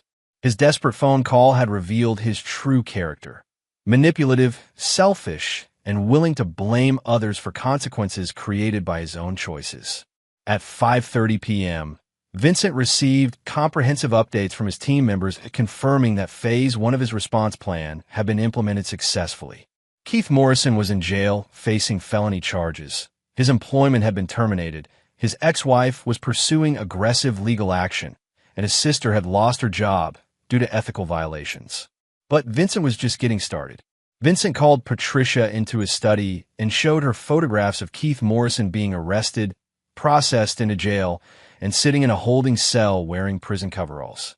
The images were stark evidence of how quickly Keith's life had collapsed once Vincent applied professional-level pressure. "This is what happens to people who steal from me," Vincent said, displaying the arrest photos on his laptop screen. "Keith Morrison woke up this morning thinking he was getting away with using our money to reconcile with his ex-wife. By evening, he was in jail facing felony charges that could result in years in prison." Patricia stared at the photographs with obvious shock. "You had him arrested?" "I provided law enforcement with evidence of crimes Keith Morrison committed," Vincent corrected. "The police made their own decision to prosecute based on that evidence." Patricia studied the images of Keith in his jail cell, finally understanding the full scope of Vincent's capabilities and resources. "What happens to him now?" "That depends on whether he's smart enough to cooperate with resolving the situation he created," Vincent replied. "If Keith Morrison returns our money and accepts responsibility for his actions, his legal problems might be resolved relatively quickly. If he continues lying and trying to manipulate the situation, his problems will become much worse." Vincent opened another file containing surveillance footage of Keith's desperate phone call to Patricia that afternoon. "Keith Morrison called you from jail, demanding that you lie to police to help him avoid consequences for his crimes. That suggests he hasn't learned anything from this experience yet." Patricia watched the footage of Keith's angry demands that she commit additional crimes to help him avoid punishment for his theft. "He said I owed him help because I was too weak to stand up to you. Keith Morrison is a manipulator who used you for financial gain while maintaining other relationships you didn't know about," Vincent said. "Everything that's happening to him now is the natural consequence of choices he made freely." Vincent closed the laptop and fixed Patricia with the same cold stare he'd used when dealing with enemy combatants who'd underestimated his resolve. "Tomorrow, Keith Morrison will discover that his arrest was only the beginning of the consequences he'll face for stealing from our marriage. By the end of the week, he'll understand that crossing Vincent Holloway was the worst mistake he's ever made." Patricia nodded silently, finally comprehending that Vincent's response to their betrayal was systematic, comprehensive, and far from over. She'd gambled everything on an affair with a man who was now in jail, jobless, and facing felony charges that could destroy his life permanently. The noose was tightening around Keith Morrison, and Vincent intended to make sure it continued tightening until Keith understood the true cost of betraying someone with Vincent's resources and determination. Chapter 8. The Final Blow. Keith Morrison spent 3 days in county jail before his court-appointed attorney managed to arrange bail through a bond that would cost Keith's family everything they owned. By the time Keith was released on Thursday morning, Vincent's systematic campaign had destroyed every aspect of Keith's life with surgical precision. Keith emerged from jail to discover that his sister Rebecca had been fired from her paralegal position and was facing professional sanctions that would prevent her from working in the legal field. His ex-wife Lisa had obtained emergency custody orders, terminating his visitation rights with his children, and was pursuing wage garnishment that would claim 60% of any future income he might earn. Most devastating of all, Keith's reconciliation with Lisa had ended permanently when she learned about his affair with Patricia and his theft of marital assets. Lisa Morrison had filed for a restraining order that prohibited Keith from contacting her or their children, and she provided local media with information about Keith's arrest that had resulted in newspaper coverage of his criminal charges. But Vincent wasn't finished. On Thursday afternoon, Keith Morrison received a visit from 2 representatives of Riverside Construction's bonding company, who informed him that his employment termination had created liability issues that required him to repay training costs and equipment damages totaling $37,000. "This is a standard provision in your employment contract," explained Janet Walsh, the bonding company's recovery specialist. "When employees are terminated for cause involving criminal activities, they become liable for training investments and equipment costs incurred by the company." Keith protested that he'd never seen such provisions in his employment paperwork, but Janet produced signed documents that clearly outlined his financial obligations. Keith's attorney reviewed the contracts and confirmed that the terms were legally enforceable. Keith Morrison owed Riverside Construction money he couldn't possibly pay. How am I supposed to come up with $37,000 when I can't even find work? Keith asked desperately. That's not our concern, Janet replied. You have 30 days to arrange payment, or we'll pursue wage garnishment and asset attachment through the courts. Keith Morrison was trapped in a financial nightmare that grew worse every day. His criminal charges carried potential prison sentences of up to 5 years. His employment prospect had been destroyed by his arrest record, and he owed money to multiple parties while his assets remained frozen by the fraud investigation. On Friday morning, Vincent implemented the final phase of his campaign against Keith Morrison. Vincent's call to District Attorney Michael Torres was brief and professional. Torres had worked with Vincent's security company on several high-profile cases and understood that Vincent's information was always accurate and legally solid. I have evidence that Keith Morrison has been making threats against witnesses in his fraud case, Vincent reported. Specifically, he's been pressuring my wife to lie to investigators and commit perjury to help him avoid prosecution. Vincent provided Torres with recordings of Keith's jail phone calls, including his angry demands that Patricia lie to police and his threats to make her pay if she didn't help him beat the criminal charges. Torres reviewed the evidence and confirmed that Keith's actions constituted witness intimidation and obstruction of justice. This adds federal charges to his case, Torres explained. Witness intimidation in federal fraud cases carries mandatory minimum sentences that significantly increase his potential prison time. Keith Morrison was arrested again on Friday afternoon, this time on federal charges that made bail nearly impossible and carried sentences that would keep him in prison for years. His court-appointed attorney reviewed the new charges and advised Keith that his only realistic option was to plead guilty and hope for a reduced sentence through cooperation with authorities. But Keith Morrison's problems were about to become much worse. On Saturday morning, Vincent received an encrypted message from Tony Rodriguez containing intelligence that would provide Vincent with the final leverage he needed to destroy Keith Morrison completely. The message contained financial records showing that Keith Morrison had been stealing from Riverside Construction for months before his affair with Patricia began. Keith had been inflating material costs on municipal projects and keeping the difference for personal use, a scheme that had netted him approximately $20,000 in stolen public funds. More damaging still, Keith had been providing confidential bid information to competing contractors in exchange for cash payments that had allowed certain companies to underbid Riverside Construction on lucrative municipal contracts.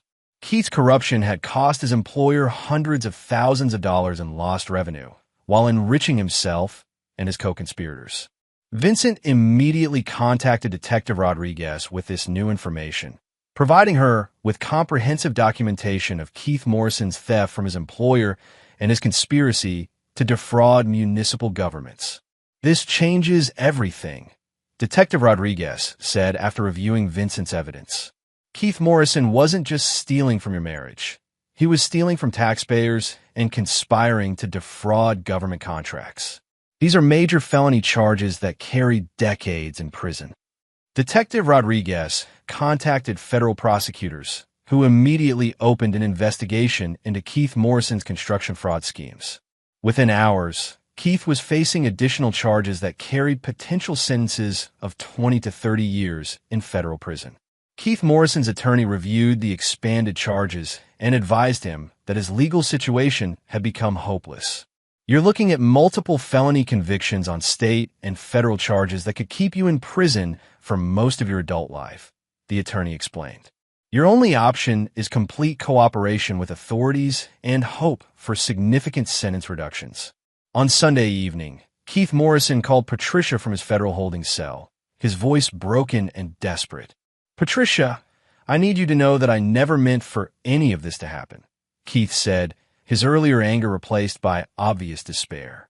I thought I could handle the situation, but this Vincent guy has resources I never imagined. Patricia listened to Keith's defeated tone with a mixture of pity and relief that she was no longer connected to his criminal activities. What are you going to do? My attorney says I have to plead guilty to everything and cooperate with the investigation, Keith replied. They're offering me 12 years in federal prison if I provide information about everyone who helped me steal from the construction company. Patricia absorbed this information with growing understanding of how completely Vincent had outmaneuvered Keith Morrison. 12 years. That's if I cooperate fully, Keith said. If I try to fight the charges, I could get 30 years or more. Vincent Holloway has evidence of crimes I didn't even know he knew about. Keith Morrison was financially ruined, professionally destroyed, and facing more than a decade in federal prison. His children had been taken away. His ex-wife despised him. His sister had lost her career because of his actions, and his future consisted of nothing but legal battles and imprisonment. Vincent Holloway had systematically dismantled Keith Morrison's entire existence using methods that were completely legal but utterly devastating in their scope and precision. On Monday morning, Patricia found Vincent in his study reviewing financial documents related to recovering their stolen assets. Keith Morrison's cooperation with federal authorities was expediting the return of their money, and civil judgments would ensure Patricia recovered every dollar Keith had stolen. "It's over," Patricia said quietly, settling into the chair across from Vincent's desk. Vincent looked up from his paperwork with the same cold expression he'd maintained throughout the entire campaign against Keith Morrison. "Keith Morrison's punishment is over. Your consequences are just beginning." Patricia stared at him with growing fear. "What do you mean?" Vincent opened his laptop and displayed divorce papers that had been prepared for immediate filing. "Keith Morrison was a thief and a manipulator who used you to steal from our marriage. But you were the one who chose to betray our marriage, and you were the one who used our daughter's memory to cover your lies." Patricia studied the divorce documents with growing panic. "I thought if I helped you get the money back and cooperated with ending the affair, we might be able to work things out. Our marriage ended the moment you decided to betray it," Vincent said coldly. "What happened to Keith Morrison was justice for his crimes. What happens to you is justice for yours." Vincent had destroyed Keith Morrison as an example of what happened to people who stole from him. Now Patricia would learn what happened to people who betrayed him. A lesson that would be different from Keith's punishment, but equally comprehensive in its scope and devastating in its impact. The final phase of Vincent's campaign was about to begin, and Patricia was about to discover that her husband's capacity for systematic revenge extended far beyond anything Keith Morrison had experienced. Chapter 9. The Garden's Final Secret. 2 weeks after Keith Morrison was sentenced to 12 years in federal prison, Patricia signed the divorce papers that would end her marriage to Vincent and leave her with minimal assets and no alimony. Vincent's comprehensive documentation of her adultery and financial fraud had made any legal challenge to his terms impossible, and Patricia's attorney had advised her that cooperation was her only option for avoiding criminal charges herself. Patricia would receive their old house in Hartford, the modest home they'd owned before Vincent's business success, along with enough money to survive for approximately 2 years if she lived frugally. Vincent would retain the estate, his business, all investment accounts, and the majority of their joint assets. Patricia's affair had cost her 15 years of marriage and financial security that would have lasted her lifetime. On her final night in the estate, Patricia walked through Emma's garden one last time, remembering the supernatural encounter that had triggered the discovery of her affair and Keith Morrison's betrayal. The garden was beautiful in the moonlight, every flower and plant perfectly maintained as a living memorial to their daughter. Patricia was about to return to the house when she heard footsteps behind her. "Father, I'm home," came Emma's voice, exactly as clear and recognizable as it had been 2 weeks earlier. Patricia turned to see the same apparition of their 7-year-old daughter, wearing the same white dress and displaying the same ethereal presence that had terrified and amazed them before. But this time, Emma wasn't alone. Standing beside Emma was Vincent himself. Not the current Vincent, but Vincent as he'd appeared 7 years ago when Emma was still alive. He looked younger, less hardened by grief and military discipline, wearing the casual clothes he'd preferred for family time rather than the business suits that had become his uniform after Emma's death. "Hello, Patricia," the younger Vincent said, his voice carrying warmth that the current Vincent had lost over years of building his security empire. "Emma wanted to say goodbye before you leave." Patricia stared at both apparitions with shock that surpassed her original encounter with Emma alone. "You're both dead?" "I'm not dead," the younger Vincent replied. "But the man you married, the man who laughed with Emma in this garden and believed marriage was sacred, he died when Emma did. What's left is someone else entirely." Emma moved closer to Patricia, her expression carrying the same mature wisdom that had seemed so unnatural during their first encounter. "Mother, I need you to understand something important about Father." Patricia knelt down to Emma's eye level, her hands shaking as she tried to process this impossible conversation. "What do you need me to understand?" "Father loved us more than his own life," Emma said. "When I got sick, he spent every dollar he had and called in every favor he'd earned trying to save me. When that wasn't enough, he made deals with people who demanded payment in ways that changed him forever." The younger Vincent nodded sadly. "I promised Emma I would do anything to save her. Anything. When conventional medicine failed, I contacted people with access to experimental treatments that weren't available through normal channels." Patricia listened with growing horror as the implications became clear. "What kind of deals?" "The kind that require me to use my military skills for purposes that had nothing to do with serving my country," the younger Vincent replied. "The kind that connected me with criminal organizations who had resources doctors couldn't access. The kind that turned me into someone who could systematically destroy human lives without feeling remorse." Emma reached out and took Patricia's hand, her touch feeling surprisingly solid and warm. "Father saved my life twice using treatments he obtained through those connections. But the cancer came back stronger each time, and the people who helped him demanded more and more in return." "What do they demand?" Patricia asked, though she was beginning to understand the answer. "They wanted him to become one of them," the younger Vincent explained. "They wanted a former military operative who could solve problems that required violence and intimidation. They wanted someone who understood tactics and strategy and had no moral limitations when pursuing objectives." Patricia stared at the apparition of her husband, finally understanding how the warm, loving man she'd married had transformed into the cold, calculating strategist who destroyed Keith Morrison with surgical precision. "Vincent sold his soul to save Emma's life," Patricia whispered. "And when Emma died anyway, the man who'd made that bargain died with her," the younger Vincent confirmed. "What survived was someone who'd learned that love and loyalty meant nothing, that only power and control could protect what mattered, and that betrayal deserved consequences that lasted forever." Emma squeezed Patricia's hand gently. "Mother, you betrayed the man who'd given up everything to save my life. You used my memory to cover lies while cheating on someone who'd literally sold his soul, trying to keep me alive." Patricia began crying, finally understanding the full magnitude of what she'd done. "I didn't know. He never told me about any of this. Because the man who made those sacrifices died with me," Emma said. "What's left doesn't remember love, or forgiveness, or healing. It only remembers that betrayal requires punishment and that some sins can never be forgiven." The younger Vincent moved closer to Patricia, his expression carrying profound sadness. "I want you to understand that Vincent isn't cruel or evil. He's just become someone who can't trust or forgive, because doing so would require him to feel emotions that died with Emma." Patricia looked toward the house where the current Vincent was probably working in his study, planning or managing the empire he'd built on the foundation of the deals he'd made to save their daughter. "Is there any way to reach the man you used to be?" Patricia asked.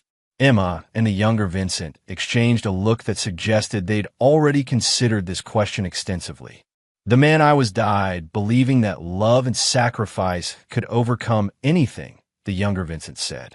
"What replaced him believes that only power and control can prevent loss. Those beliefs are incompatible." Emma released Patricia's hand and stepped back toward the oak tree where she'd first appeared. "Mother, you need to understand that Father's punishment of you and Keith Morrison wasn't about revenge. It was about enforcing the only moral code he has left. That betrayal requires consequences." "Will I ever see you again?" Patricia asked, though she suspected she already knew the answer. Emma smiled with the same sweetness she'd shown as a living child. "You'll see me in the flowers you plant in your new garden, in the children you might help as a nurse again, in the kindness you show to people who are grieving what they've lost. The younger Vincent nodded farewell to Patricia. Take care of yourself, and don't try to save the man I became. That's not your responsibility anymore. Both apparitions began walking backward toward the oak tree, their forms becoming less distinct as they moved away from Patricia. When they reached the shadows beneath the tree, they simply faded away, leaving Patricia alone in the garden with only the sound of wind through the leaves. Patricia returned to the house and finished packing her belongings, understanding now that her marriage had ended not when she began her affair with Keith Morrison, but 5 years earlier when Emma died and Vincent's desperate attempts to save her had transformed him into someone who could no longer love or forgive. The next morning, Patricia moved out of the estate and into the modest house in Hartford that would be her new home. Vincent was already at his office when she left, maintaining his routine of systematic work that kept him functional but not truly alive. As Patricia drove away from the estate for the final time, she looked back at Emma's garden through her rearview mirror. The garden would continue to bloom under Vincent's care, a perfect memorial to a daughter who died despite her father's willingness to sacrifice everything to save her. Patricia understood now that Vincent's transformation wasn't cruelty. It was the logical result of a man who'd learned that love led to loss, trust led to betrayal, and mercy led to repeated victimization. Keith Morrison had stolen from someone who'd already given up everything that mattered, and Patricia had betrayed someone who'd already sacrificed his humanity trying to save what he loved most. Vincent Holloway would continue building his empire and implementing consequences for those who crossed him. But the man who'd once laughed with Emma in the garden and believed marriage was sacred would never return. That man had died with his daughter, leaving behind someone who could function but never again truly live. Patricia drove toward her uncertain future, understanding that some betrayals created consequences that lasted forever, and some transformations couldn't be reversed no matter how much remorse or love might wish otherwise. The garden would bloom each spring, beautiful and perfect, and forever haunted by the memory of a father's love that had become a requiem for innocence lost and humanity abandoned in the name of protecting what couldn't ultimately be saved. And there you have it. Another story comes to an end. What did you think? I'd love to hear your thoughts in the comments below. If you enjoy this story, consider joining our community by subscribing. It means the world to us. For more stories like this one, check out the recommended videos on screen. And I'll see you there. Welcome back to another episode of Infidelity Tales Lab. We're thankful for your continued viewership. Before we begin, tell us, where in the world are you watching from? We love knowing our global reach. Now let's dive into today's story. Chapter 1. The Foundation Cracks. Derek Townsend had built his fortune on the principle that every structure needed a solid foundation. As the owner of Townsend Construction, one of Chicago's most successful development companies, he understood that even the smallest crack could bring down the mightiest building. What he hadn't expected was that his own life would crumble in an underground parking garage on a Tuesday evening. The Magnificent Mile Shopping Center's parking garage hummed with the low rumble of engines and the distant echo of car doors. Derek had just finished his monthly dinner with his 16-year-old daughter Chloe, a tradition they'd maintained even through his increasingly demanding work schedule. These evenings were sacred to him, a chance to connect with the one person in his family who still looked at him with genuine affection. Derek was a man who commanded respect wherever he went. At 42, his broad shoulders and steel-gray eyes reflected the determination that had lifted him from a working-class background to the top of Chicago's construction industry. His hands, scarred from his early days as a laborer, now signed multi-million-dollar contracts. But those same hands trembled slightly as he reached for his car keys. "Dad, I had an amazing time tonight," Chloe said, sliding into the passenger seat of his black Mercedes. Her auburn hair, so much like her mother's, caught the harsh fluorescent lighting. "Mom never takes me anywhere interesting anymore. She's always busy." The way Chloe said busy made Derek pause. His daughter was perceptive, perhaps too much so.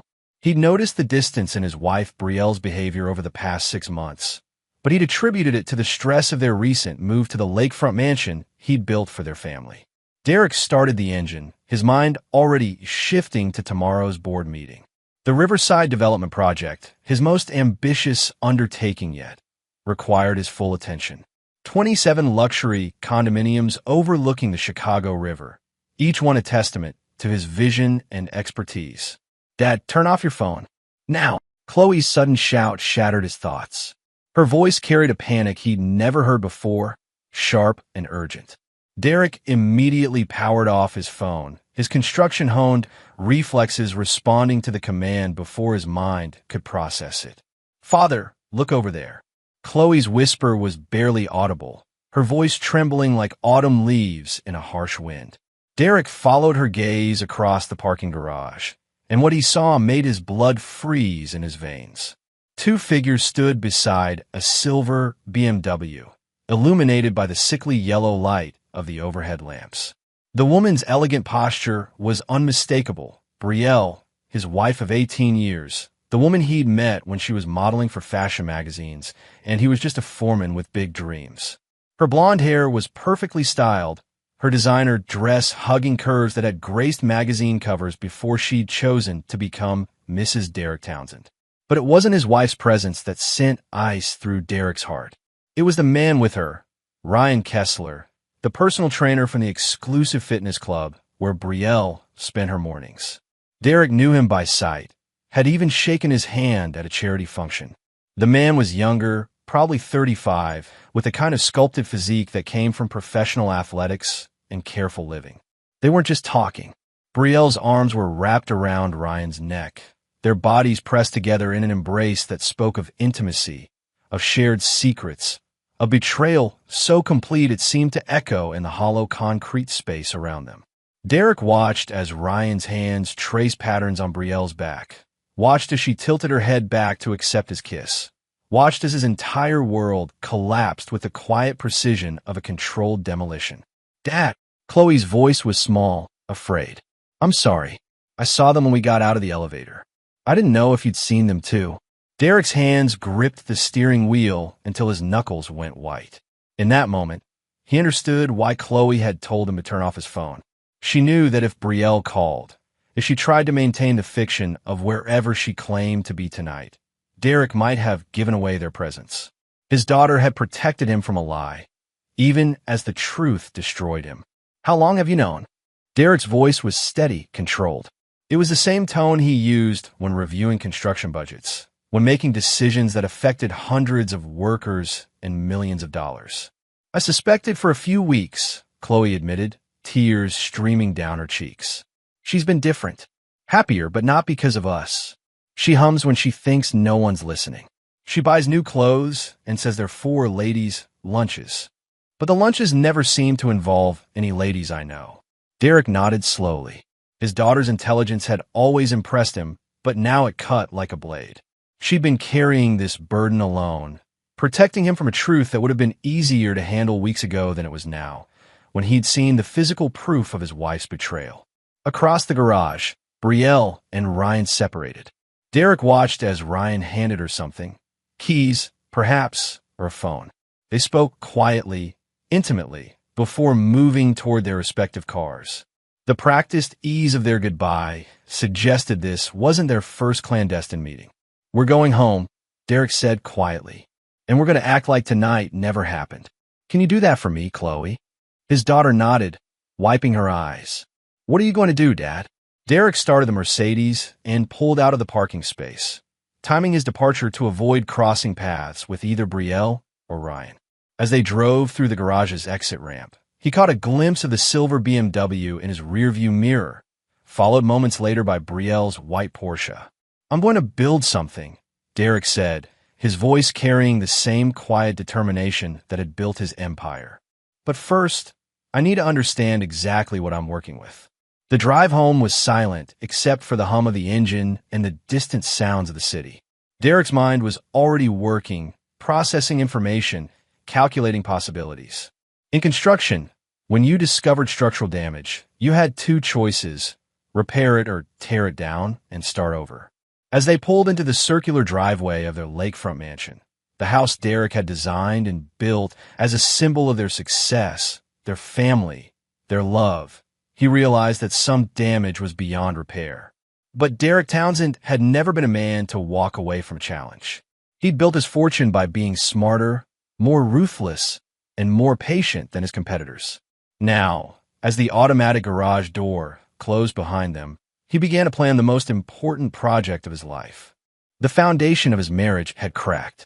Now he would engineer its complete collapse, brick by brick, beam by beam, until nothing remained but dust and regret. Chapter 2. Blueprints of Betrayal. Derek's home office occupied the entire top floor of the lakefront mansion, its floor-to-ceiling windows offering a commanding view of Lake Michigan. He designed the space to reflect power and success. Mahogany desk, leather-bound chairs, walls lined with architectural awards and photos from groundbreaking ceremonies. Tonight, 3 days after the parking garage revelation, it felt more like a war room. The morning sun cast long shadows across the architectural plans spread on his desk, but Derek's attention was focused on a different kind of blueprint. On his computer screen, bank statements and credit card records painted a picture of deception that went deeper than a simple affair. Brielle's spending patterns over the past 8 months revealed a story Derek had been too busy to notice. Designer clothing purchases that far exceeded her usual expensive tastes. Hotel charges in downtown Chicago when she claimed to be shopping. Restaurant bills for 2 at places she'd never mentioned visiting. Most telling of all, a recurring monthly payment to RK Fitness Consulting, Ryan Kessler's personal training business. Derek leaned back in his chair, processing the information with the same methodical approach he brought to construction projects. His wife wasn't just having an affair. She was funding it with his money, building a relationship that had been developing for nearly a year. The office door opened quietly, and Chloe entered carrying 2 cups of coffee. Since the parking garage incident, his daughter had become his unofficial ally, though they'd barely spoken about what they'd witnessed. She set 1 cup on his desk and settled into the chair across from him. Mom left early again, Chloe said, her voice carefully neutral. She said she had a yoga class, then lunch with Mrs. Patterson. Derek pulled up Mrs. Patterson's contact information on his phone and hit call. The conversation was brief and telling. She canceled on Eleanor Patterson 2 hours ago, Derek said after hanging up. Emergency at the salon, apparently. Chloe nodded, unsurprised. Dad, I need to tell you something else. Last week, when you were in Milwaukee for the hotel project, she didn't come home one night. She called and said she was staying with her sister in Evanston because Rachel was having marriage problems. Derek's sister-in-law Rachel lived in Phoenix and had been happily married for 15 years. Another lie, another brick in the wall of deception his wife had been building. Why didn't you tell me sooner? Derek asked, though he already knew the answer. Because I hoped I was wrong, Chloe said, tears threatening. Because I wanted our family to be real, not just something that looked good from the outside. Derek stood and moved to the window, his reflection ghost-like against the morning sky. His daughter's words cut deeper than Brielle's betrayal. Chloe had seen what he'd been too distracted to notice, that their family had become a facade, a beautiful structure built on compromised foundations. Tell me about Ryan Kessler, Derek said. Chloe was quiet for a moment, gathering her thoughts. He used to be a professional athlete. Baseball, I think. Mom mentioned that he played in the minor leagues before he became a trainer. He's originally from California, moved here about 3 years ago. He specializes in working with wealthy clients, people who want privacy and personal attention. Derek turned from the window. How do you know all this? Mom talks about him sometimes. Before, I thought she was just impressed by his credentials. Now, Chloe shrugged helplessly. Derek's phone buzzed with a text message from Brielle, running late tonight. Book club is discussing a particularly challenging novel. Don't wait up. Love you. He showed the message to Chloe, who rolled her eyes. She doesn't even belong to a book club, Dad. She says reading gives her headaches. Derek saved the message and added it to the growing file of documented lies he'd been compiling. In construction, documentation was everything. When disputes arose, when projects went wrong, when legal action became necessary, the person with the most complete records usually won. I need you to do something for me, Derek said. returning to his desk. But only if you're comfortable with it. Chloe straightened, eager to help. What? Your mother trusts you. She doesn't see you as a threat to her activities. I need you to pay attention, but I don't want you to do anything that makes you uncomfortable or puts you in danger. What kind of attention? Derek opened a new document on his computer. Times when she leaves, when she returns, any phone call she takes in private, any changes in her routine. Think of it as gathering intelligence. Chloe nodded seriously. Dad, are you going to divorce her?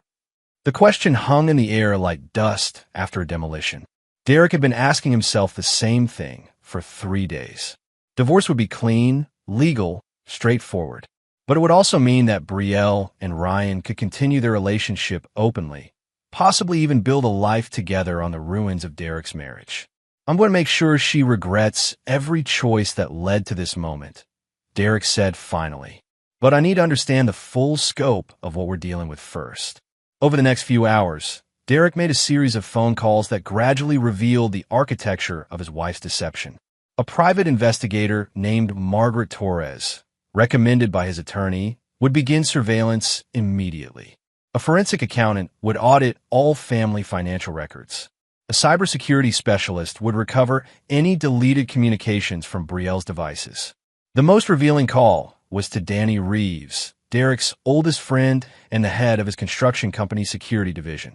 Danny had served 2 tours in Iraq before joining Townsend Construction, and his skills extended far beyond standard corporate security. I need a complete background check on someone, Derek said, providing Ryan Kessler's details. Employment history, financial situation, legal troubles, personal relationships. Everything. How deep do you want me to go? Danny's voice carried the weight of shared history. They'd grown up in the same neighborhood, worked their way up from nothing together. All the way to bedrock, Derek replied. And Danny? This stays between us. Always does, boss. You need me to handle anything else? Derek considered the question. In the past 3 days, his anger had evolved from the hot, immediate rage of betrayal to something colder and more dangerous. Not yet, but I might. That evening, Derek sat in his study reviewing the day's intelligence gathering. Margaret Torres had already provided the first surveillance photos.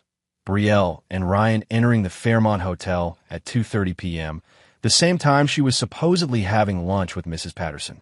The photos were professionally taken, clearly showing both faces, time-stamped and GPS tagged. They would be admissible in divorce court, but Derek was beginning to think that legal proceedings weren't sufficient punishment for the scale of betrayal he was uncovering. Chloe knocked softly on the doorframe. Dad? Mom's home. She's telling me about the book club meeting, in case you ask. Derek looked up from the surveillance photos. What book were they supposedly discussing? She said it was something by Margaret Atwood, but she couldn't remember the title.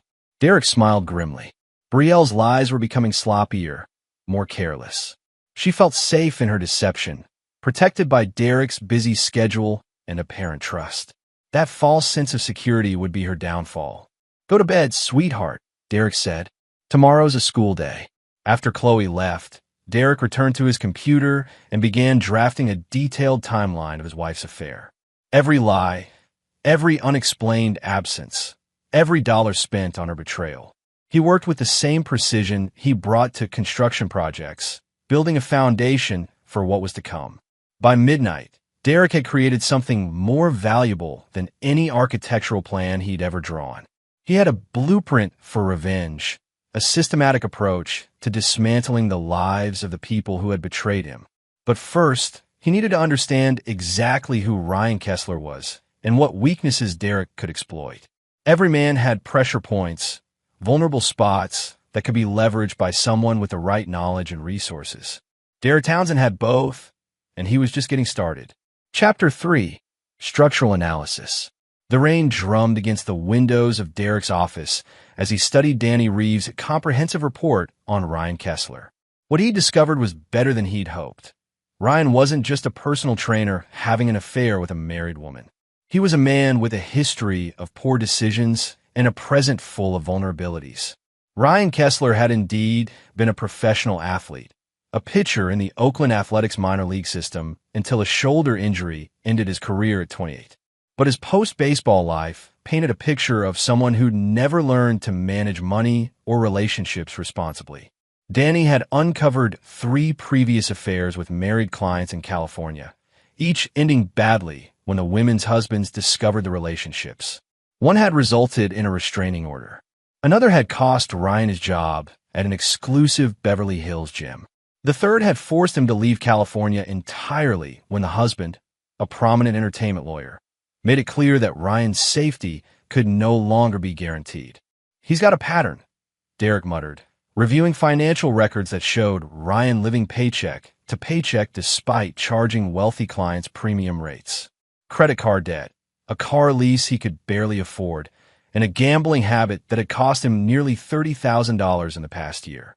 Most interesting of all, Ryan had been skimming money from his business account to cover personal expenses, a practice that would interest the IRS if properly documented. Derek's phone buzzed with a message from Margaret Torres. "Subjects are at the Renaissance Hotel, room 1247. Meeting began at 11:30 a.m. Estimated duration 2 to 3 hours based on previous patterns." Perfect timing. Derek grabbed his jacket and headed downstairs. Brielle's Porsche was gone from the garage, exactly as he'd expected. She'd left that morning claiming to have a doctor's appointment, followed by shopping with friends. Derek drove to the Renaissance Hotel, not to confront them, but to begin the next phase of his plan. He parked in the visitors section and made his way to the hotel's business center, where he had a clear view of the elevator bank and front desk. At 2:15 p.m., he watched Ryan emerge from the elevator alone, looking satisfied and slightly disheveled. Derek waited exactly 10 minutes before following him to the parking garage, memorizing Ryan's license plate and the location of his BMW. Brielle appeared 20 minutes later, her blonde hair perfectly styled, her expression serene. She moved through the lobby like a woman without a care in the world, completely unaware that her husband was documenting every second of her betrayal. That evening, Derek set his final trap in motion. He called Brielle from his office, his voice warm and loving. "How was your day, sweetheart?" "Oh, typical Wednesday," Brielle replied, her voice light and casual. "Dr. Martinez says I'm in perfect health, and shopping with the girls was fun but exhausting. I probably bought too much, but I found this gorgeous dress for the Riverside Project launch party." Derek smiled coldly as he added another lie to his growing file. Dr. Martinez had confirmed that Brielle hadn't had an appointment in 6 months. "I'm glad you're feeling good," Derek said. "Actually, I have some exciting news. I've decided to accelerate the timeline for the Riverside Project. We're hosting a major investor event this Saturday night at the Yacht Club. Black tie, very exclusive." "Oh, that sounds wonderful," Brielle said, though Derek detected a note of concern in her voice. "Will I know anyone there?" "Actually, yes. I'm planning to invite some of the people from your fitness club. Networking with the wealthy clientele. I thought I'd include that trainer you've mentioned, Ryan Kessler. You said he worked with successful people, right?" The silence on the other end of the phone lasted exactly 4 seconds too long. Yes, I think that would be nice," Brielle finally said, "though I'm not sure he'd fit in with that crowd." "Nonsense," Derek replied smoothly. "Successful people appreciate expertise in any field. I'll have my assistant send him an invitation tomorrow."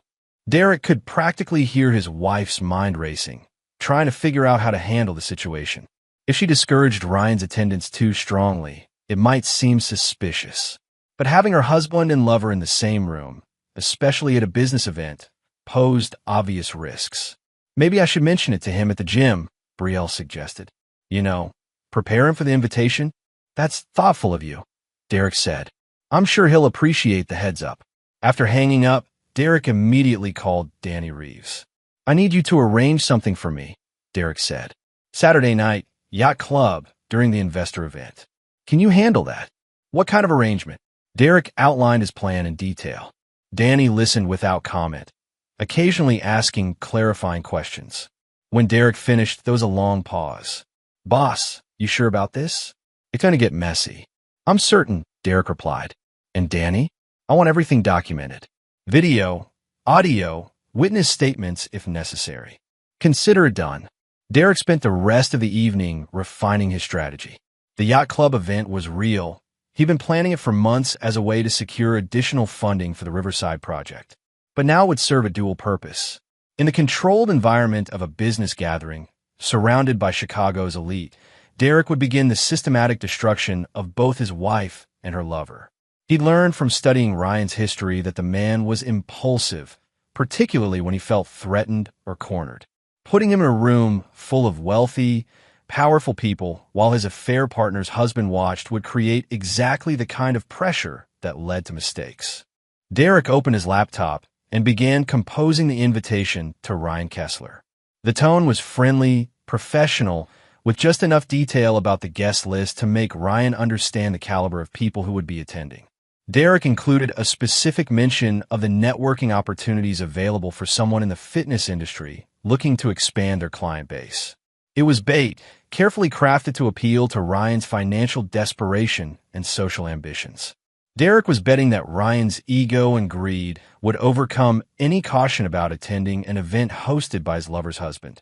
As Derek sealed the envelope containing Ryan's invitation, he reflected on how much his life had changed in just 1 week. 7 days ago, he'd been a successful businessman with a beautiful wife and daughter, living in a mansion he'd built with his own hands. Now he was the architect of a very different kind of construction project. Derek had spent his career building structures that would stand for generations. Now he was designing something meant to collapse completely, to reduce 2 lives to rubble so complete that rebuilding would be impossible. The rain continued to fall against his office windows as Derek prepared for Saturday night. In 3 days, Ryan Kessler and Brielle Townsend would walk into the most elegant trap Derek had ever constructed. Neither of them would walk out the same. Chapter 4. The Foundation Shifts. Saturday evening arrived with the kind of crisp October air that made Chicago's skyline sparkle like cut crystal. The Grand Lake Yacht Club's ballroom buzzed with conversation as Chicago's financial elite mingled over cocktails and canopy, unaware they were about to witness the carefully orchestrated downfall of 2 people they'd never met. Derek stood near the bar, resplendent in his custom Italian tuxedo, playing the perfect host while internally counting down to Ryan Kessler's arrival. Brielle moved through the crowd beside him, stunning in a midnight blue gown that had probably cost more than most people's monthly salary. To outside observers, they appeared to be the ideal power couple, successful, attractive, completely devoted to each other. Margaret Torres had positioned herself as a server among the catering staff, her small camera capturing every angle of the room. Danny Reeves worked as part of the security team, officially there to protect the wealthy guests, but actually serving as Derek's eyes and ears throughout the venue. "Derek, darling, you've outdone yourself," said Patricia Williamson, the city's most prominent socialite and wife of a federal judge. "This venue is absolutely perfect for showcasing the Riverside project." "Patricia, you're too kind," Derek replied, his arm around Brielle's waist. "I wanted our investors to see the same vision that drove us to create something truly special." Brielle smiled appropriately, but Derek felt the tension in her body. She'd been increasingly nervous as the evening approached, clearly dreading the prospect of Ryan attending. Derek had made sure to mention the invitation several more times during the week, watching his wife's stress level increase with each reminder. At exactly 8:30 p.m., Ryan Kessler entered the ballroom. Derek had to admit the man cleaned up well. Ryan wore a rental tuxedo that fit his athletic frame perfectly, his dark hair styled conservatively, his manner appropriately subdued for the setting. He moved through the room with the careful confidence of someone trying to blend into a world he didn't quite belong to. "Ah, there's our fitness expert," Derek announced, loud enough for nearby guests to hear. "Ryan Kessler, I'd like you to meet some people." For the next 30 minutes, Derek played the role of gracious host, introducing Ryan to investors, board members, and social leaders. He watched with satisfaction as Ryan's initial confidence began to crack under the weight of conversations about portfolio management, international development projects, and political connections that represented more money than Ryan had ever imagined. Brielle remained at Derek's side throughout the introductions, her face a mask of polite interest while her eyes tracked Ryan's every movement. Derek could feel her growing panic as the evening progressed, and the two most important men in her life occupied the same space. "Ryan, I understand you specialize in personal training for high-net-worth individuals," said Harrison Fletcher, CEO of Fletcher Industries and one of Derek's major investors. "My wife has been looking for someone with discretion and expertise." "I do work with clients who value privacy," Ryan replied carefully. "Personal fitness is a very individual journey." Derek stepped closer to the conversation. "Ryan has been working with my wife, Brielle. Haven't you been pleased with his personal attention, darling?" The double meaning wasn't lost on anyone paying attention. Brielle's face went pale, while Ryan's jaw tightened almost imperceptibly. "Ryan is very dedicated to his clients," Brielle said, her voice steady despite the challenge in Derek's tone. "I'm sure he is," Derek replied, his smile never wavering. "In fact, I was thinking of hiring him myself. I'd love to discuss your training methods. Ryan, perhaps we could step outside for a private conversation." This was the moment Derek had been building toward all week. In front of a room full of witnesses, he was offering Ryan a choice: come quietly for a conversation or create a scene that would end badly for everyone involved. Ryan glanced at Brielle, a quick look that lasted just long enough for Derek to capture it. "Of course, Mr. Townsend. I'd be happy to discuss my approach." Derek led Ryan out onto the yacht club's terrace, which overlooked Lake Michigan. The October wind was sharp, cutting through their formal wear and providing the perfect backdrop for what Derek had planned. "Beautiful view," Derek said conversationally, as if he were discussing the weather. "I come here when I need to think clearly about complex problems." Ryan remained silent, clearly understanding that this wasn't a casual conversation. "You know, Ryan, I've been in construction for 20 years, Derek continued, his voice calm and measured. "I've learned that every structure has weak points. Sometimes they're obvious, a crack in the foundation, a beam that can't handle the load. Other times, the weakness is hidden deep inside, invisible until the whole thing comes crashing down." "Mr. Townsend, I'm not sure what you're getting at." Derek turned to face Ryan directly. "I think you know exactly what I'm getting at. The question is whether you're smart enough to recognize when a structure is about to collapse."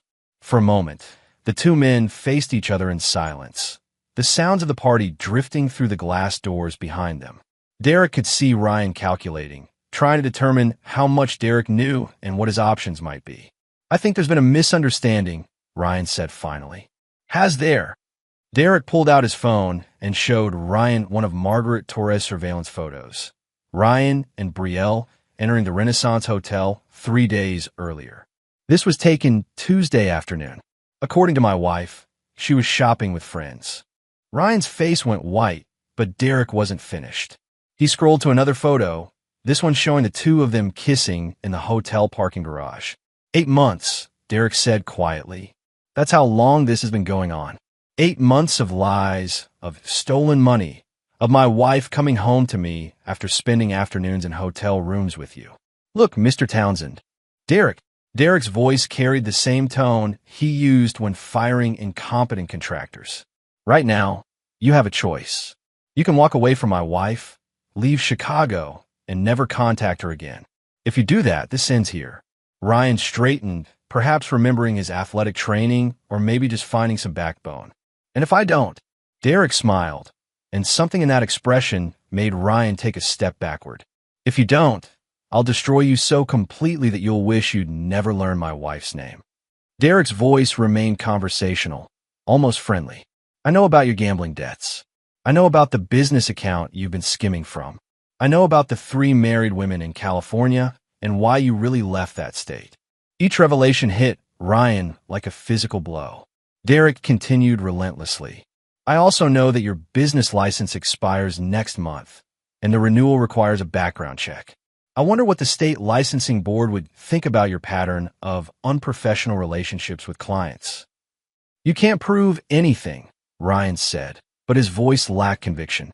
Derek pulled up another photo on his phone, Ryan entering what appeared to be an illegal gambling establishment on the South Side. Danny Reeves used to do intelligence work for the Army. He's very thorough. The terrace door opened, and Brielle appeared, her face tight with worry. Derek, is everything all right? People are starting to ask where you went. Derek looked at his wife, this woman he'd loved for 18 years, who'd shared his bed and his dreams and his trust. In her eyes, he saw fear and guilt and a desperate hope that somehow this situation could be managed, contained, forgotten. "Everything's fine, darling," Derek said. "Ryan and I were just discussing business opportunities." "Weren't we, Ryan?" Ryan looked between Derek and Brielle, clearly understanding that he was trapped. Whatever he said next would determine whether this conversation ended with a quiet retreat or something much more destructive. "Yes," Ryan said quietly. Mr. Townsend was explaining the local business climate. "Good," Derek said. "Then we understand each other." As they walked back into the ballroom, Derek caught Danny Reeves' eye across the room. Danny nodded slightly, confirming that everything had been recorded. The conversation on the terrace, Ryan's reaction to the photos, Brielle's guilty entrance, all of it captured for future use. But Derek wasn't satisfied with driving Ryan away. That would end the affair, but leave both his wife and her lover free to potentially reconnect in the future. Derek wanted permanent solutions, consequences that would last forever. The foundation of Ryan Kessler's life was about to experience a catastrophic failure, and Derek Townsend was going to enjoy every moment of the collapse. Chapter 5. Load-bearing stress. The week following the yacht club confrontation brought an unseasonable warmth to Chicago, as if the city itself was holding its breath before winter arrived. Derek maintained his normal routine: early morning gym sessions, long days at construction sites, evening strategy sessions in his home office, while privately monitoring the first cracks in Ryan Kessler's carefully constructed life. Margaret Torres surveillance reports painted a picture of a man under increasing pressure. Ryan had missed 3 client appointments, spent 2 consecutive nights at an underground poker game in Chinatown, and made 4 trips to the bank in 3 days. Most telling, he'd driven past the Renaissance Hotel twice without stopping, confirming that his affair with Brielle had been temporarily suspended. Derek's phone buzzed with a text from Danny Reeves. "Package delivered." Target acquired the bait exactly as predicted. Derek smiled grimly. The bait was a fictional business opportunity. A wealthy client, supposedly interested in Ryan's services, contacted through an intermediary who claimed to represent a prominent Chicago family. The meeting was scheduled for Thursday evening at an upscale restaurant in River North, where Ryan would discover that his prospective client was actually a federal agent investigating tax evasion in the personal fitness industry. Of course, there was no real investigation. The agent was an associate of Danny's, a former military police officer who now worked in corporate security. But Ryan wouldn't know that until after he'd been thoroughly terrified and convinced that his financial improprieties were under federal scrutiny. Derek's office intercom buzzed. "Mr. Townsend, your wife is here to see you." Derek looked up from his construction plans, surprised. Brielle rarely visited his office, claiming the industrial atmosphere made her uncomfortable. Her presence here, unannounced and during business hours, suggested desperation. "Send her in." Brielle entered wearing a cream-colored designer suit that accentuated her model-perfect figure. But Derek noticed the details that others would miss: the slight tremor in her hands, the carefully applied concealer that couldn't quite hide the exhaustion around her eyes, the way she hesitated before speaking. "Derek, we need to talk." "Of course," Derek replied, gesturing to the chair across from his desk. "What's on your mind?" Brielle sat carefully, crossing her legs in a gesture that had once been unconsciously sensual, but now seemed calculated. "It's about Saturday night. At the yacht club." "What about it?" "I thought the evening went well. Several investors expressed strong interest in expanding their commitments." "I'm not talking about business," Brielle said, her voice tight. "I'm talking about your conversation with Ryan Kessler." Derek leaned back in his chair, his expression neutral. Ryan seemed like a nice enough man. Professional, knowledgeable about fitness trends. "What?" "Derek, please don't play games with me. I know you suspect something." The admission hung in the air between them like smoke from a building fire. Derek had been waiting for this moment, when Brielle's guilt and fear would overcome her caution. "Suspect what exactly?" Derek asked, his voice perfectly calm. Brielle's composure cracked slightly. "I've made some mistakes. Poor choices that I regret deeply. But nothing that can't be fixed, nothing that has to destroy our family." Derek stood and moved to the window that overlooked his current construction project, a 40-story office tower that would house the headquarters of 3 major corporations. The building rose from the Chicago skyline like a monument to careful planning and precise execution. "Tell me about these mistakes," Derek said without turning around. I developed feelings for someone I shouldn't have. Someone who works at my gym. It was stupid and selfish, and I'm ending it." "Feelings," Derek repeated. "That's an interesting word choice. Very vague. We never. It was just emotional. Conversations, maybe some inappropriate attention, but nothing physical. Nothing that really mattered." Derek turned from the window, his steel gray eyes meeting his wife's blue ones. "Brielle, I've been married to you for 18 years. In all that time, I've never lied to you about anything important. Not about money, not about other women, not about my feelings or my intentions. I need you to think very carefully about whether you want to maintain that same standard of honesty." Brielle's face went pale. She understood the implications. Derek was offering her one chance to tell the truth, to potentially salvage something from the wreckage of their marriage. She began, then stopped. Derek could see her calculating, trying to determine how much he actually knew versus how much he suspected. "Let me help you," Derek said, returning to his desk and opening his laptop. "Last Tuesday afternoon, you told me you were having lunch with Mrs. Patterson. But Mrs. Patterson was having a root canal that day. I called her dentist to verify." Brielle's eyes widened. 3 weeks ago, you claimed to have a book club meeting. But you don't belong to a book club, and the restaurant where you supposedly met charged your credit card for a table for 2. Derek continued methodically, presenting evidence like a prosecutor building a case. Hotel receipts, GPS data from her car, credit card charges that contradicted her stated whereabouts. With each piece of evidence, Brielle seemed to shrink further into her chair. "How long have you been watching me?" she whispered. "Long enough to understand the scope of your betrayal," Derek replied. "The question now is what we do about it. Derek, I love you. I love our family. What happened with Ryan was a mistake, a moment of weakness. But it's over now. Is it?"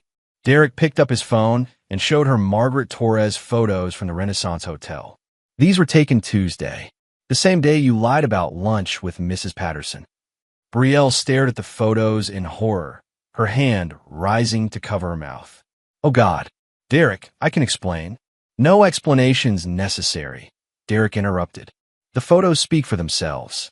But I'm curious about one thing. Does Ryan know that I know?" The question was a trap, and Brielle walked into it completely. "You confronted him at the yacht club," she said. "He told me you showed him pictures, threatened to ruin his business." "Derek, you can't destroy someone's life over this." Derek smiled coldly. "Can I? I've spent the last week researching Mr. Kessler very thoroughly. Did you know he's been skimming money from his business accounts? Or that he has gambling debts to some very unpleasant people on the South Side? Or that this isn't his first affair with a married client?" Each revelation hit Brielle like a physical blow. Derek could see her beginning to understand that Ryan wasn't the successful, stable man she'd thought she was falling in love with. "None of that matters," Brielle said desperately. "What matters is us, our marriage, our family. I'll do anything to fix this, Derek. Counseling, therapy, whatever you think we need." Derek closed his laptop and studied his wife's face. She was beautiful, even in her distress. For a moment, he remembered why he'd fallen in love with her. The confidence, the grace, the way she believed in his dreams when he was just a working-class kid with ambitious plans. But those memories were poisoned now by the knowledge of her betrayal. Every kiss, every intimate moment, every time she'd said, "I love you," over the past 8 months had been a lie. "Brielle," Derek said quietly, "I want you to go home and pack a bag. You're going to stay at your mother's house in Lake Forest for a while." "Derek, please. This isn't a negotiation. I need time to think, to decide what I want to do next. And I need you out of my house while I'm thinking." Brielle stood shakily, tears streaming down her face. "What about Chloe? What are we going to tell her?" "We'll tell her the truth," Derek said, "that her mother made choices that have consequences." After Brielle left, Derek sat in his office for a long time, staring out at the construction project below. Workers moved with practiced efficiency, each person focused on their specific task, all of them contributing to something larger than themselves. Derek had spent his entire adult life building things: homes, office buildings, monuments to human achievement. Now he was discovering that destruction could be just as satisfying, especially when it was carefully planned and precisely executed. His phone rang. Danny Reeves. The meeting with the fake federal agent went exactly as planned, Danny reported. Target is now convinced he's under federal investigation for tax evasion. He's scheduled to meet with a tax attorney tomorrow morning. Another one of our people who will confirm his worst fears. Good, Derek said. What about the gambling debts? Those are real and getting worse. Target owes about $45,000 to some people who don't accept payment plans. I might have mentioned to the right people that Target has been flashing cash around, talking about landing a big client. Derek nodded. In his experience, pressure applied from multiple directions was much more effective than a single point of attack. Ryan Kessler was about to discover that his world was collapsing from every direction at once. Phase 2 begins tomorrow, Derek said. Make sure everything is documented. Always is, boss. You sure you want to go this far? Derek thought about Brielle's tears, her desperate pleas for forgiveness, her promise to do anything to save their marriage. For just a moment, he considered the possibility of mercy, of finding a way to rebuild rather than destroy. Then he remembered the hotel photos, the 8 months of lies, the way she'd kissed Ryan Kessler in that parking garage while Derek was home with their daughter, completely unaware that his wife was betraying everything he'd worked to build. I'm sure, Derek said. They wanted to tear down my life. Now they get to see what happens when someone with real power decides to return the favor. The foundation of Ryan Kessler's existence was about to experience total structural failure, and Derek Townsend was going to enjoy every moment of the collapse. Chapter 6, Critical Failure Point. Thursday morning brought the kind of gray October sky that made Chicago feel like a concrete tomb. Derek sat in his Mercedes across the street from Ryan Kessler's apartment building, a converted warehouse in an area that was trying desperately to be gentrified but hadn't quite succeeded. Through his binoculars, he watched Ryan's third-floor window, where movement suggested a man who hadn't slept well. Margaret Torres' voice crackled through Derek's earpiece. Target has been pacing for 2 hours. 3 phone calls to unknown numbers, all lasting less than 30 seconds. Classic signs of panic. Derek smiled grimly. Phase 2 of his plan was already showing results, and they'd barely begun. Yesterday's meeting with the fake federal agent had shaken Ryan badly, but today would be much worse. Any sign he's planning to run? Derek asked. Not yet, but he's definitely considering his options.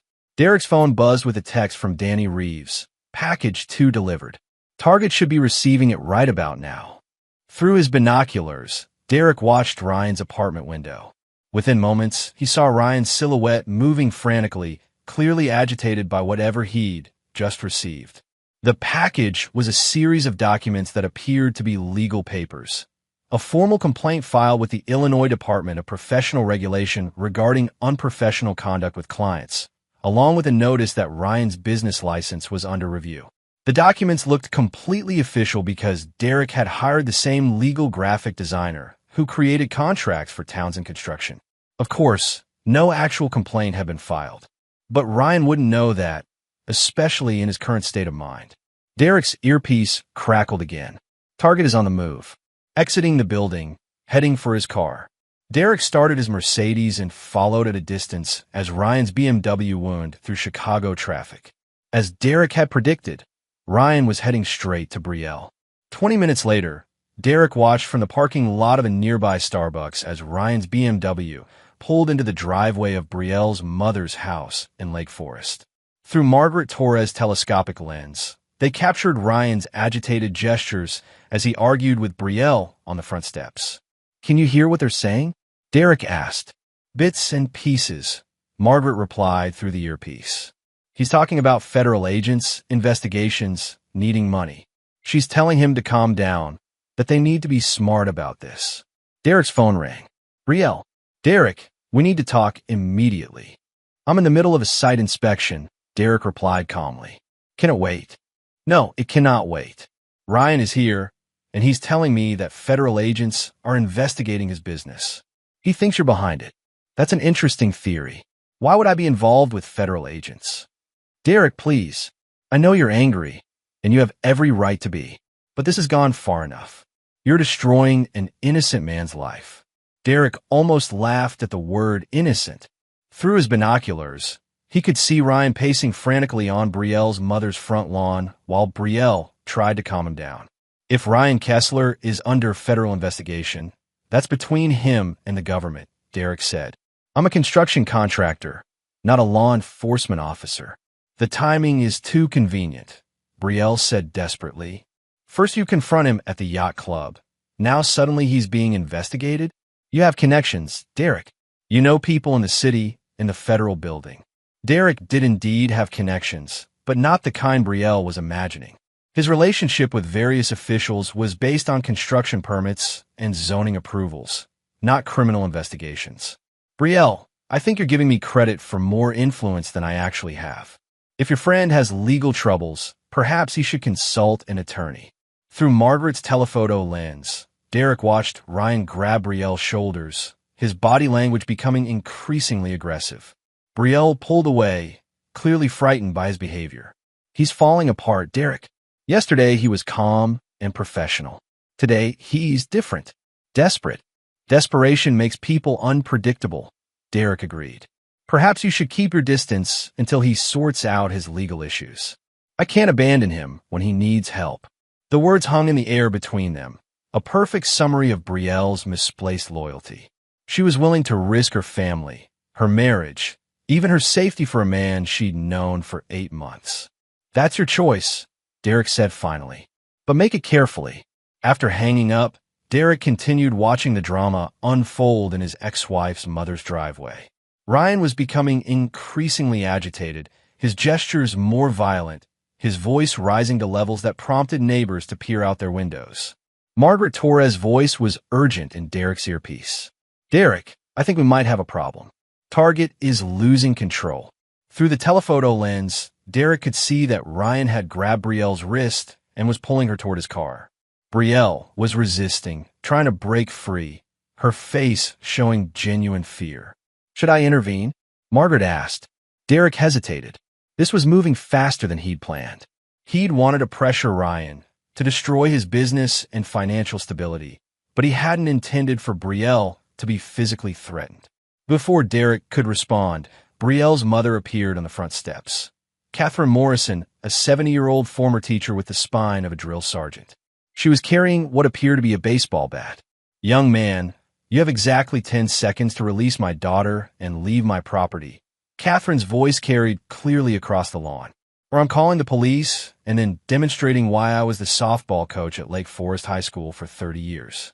Ryan immediately released Brielle's wrist, clearly recognizing that he was outnumbered and outmaneuvered. He said something that made both women recoil, then stormed back to his car and drove away with enough force to leave tire marks on the pavement. Derek's phone rang again. Brielle, her voice shaking. Derek, I need police protection. Ryan just threatened me.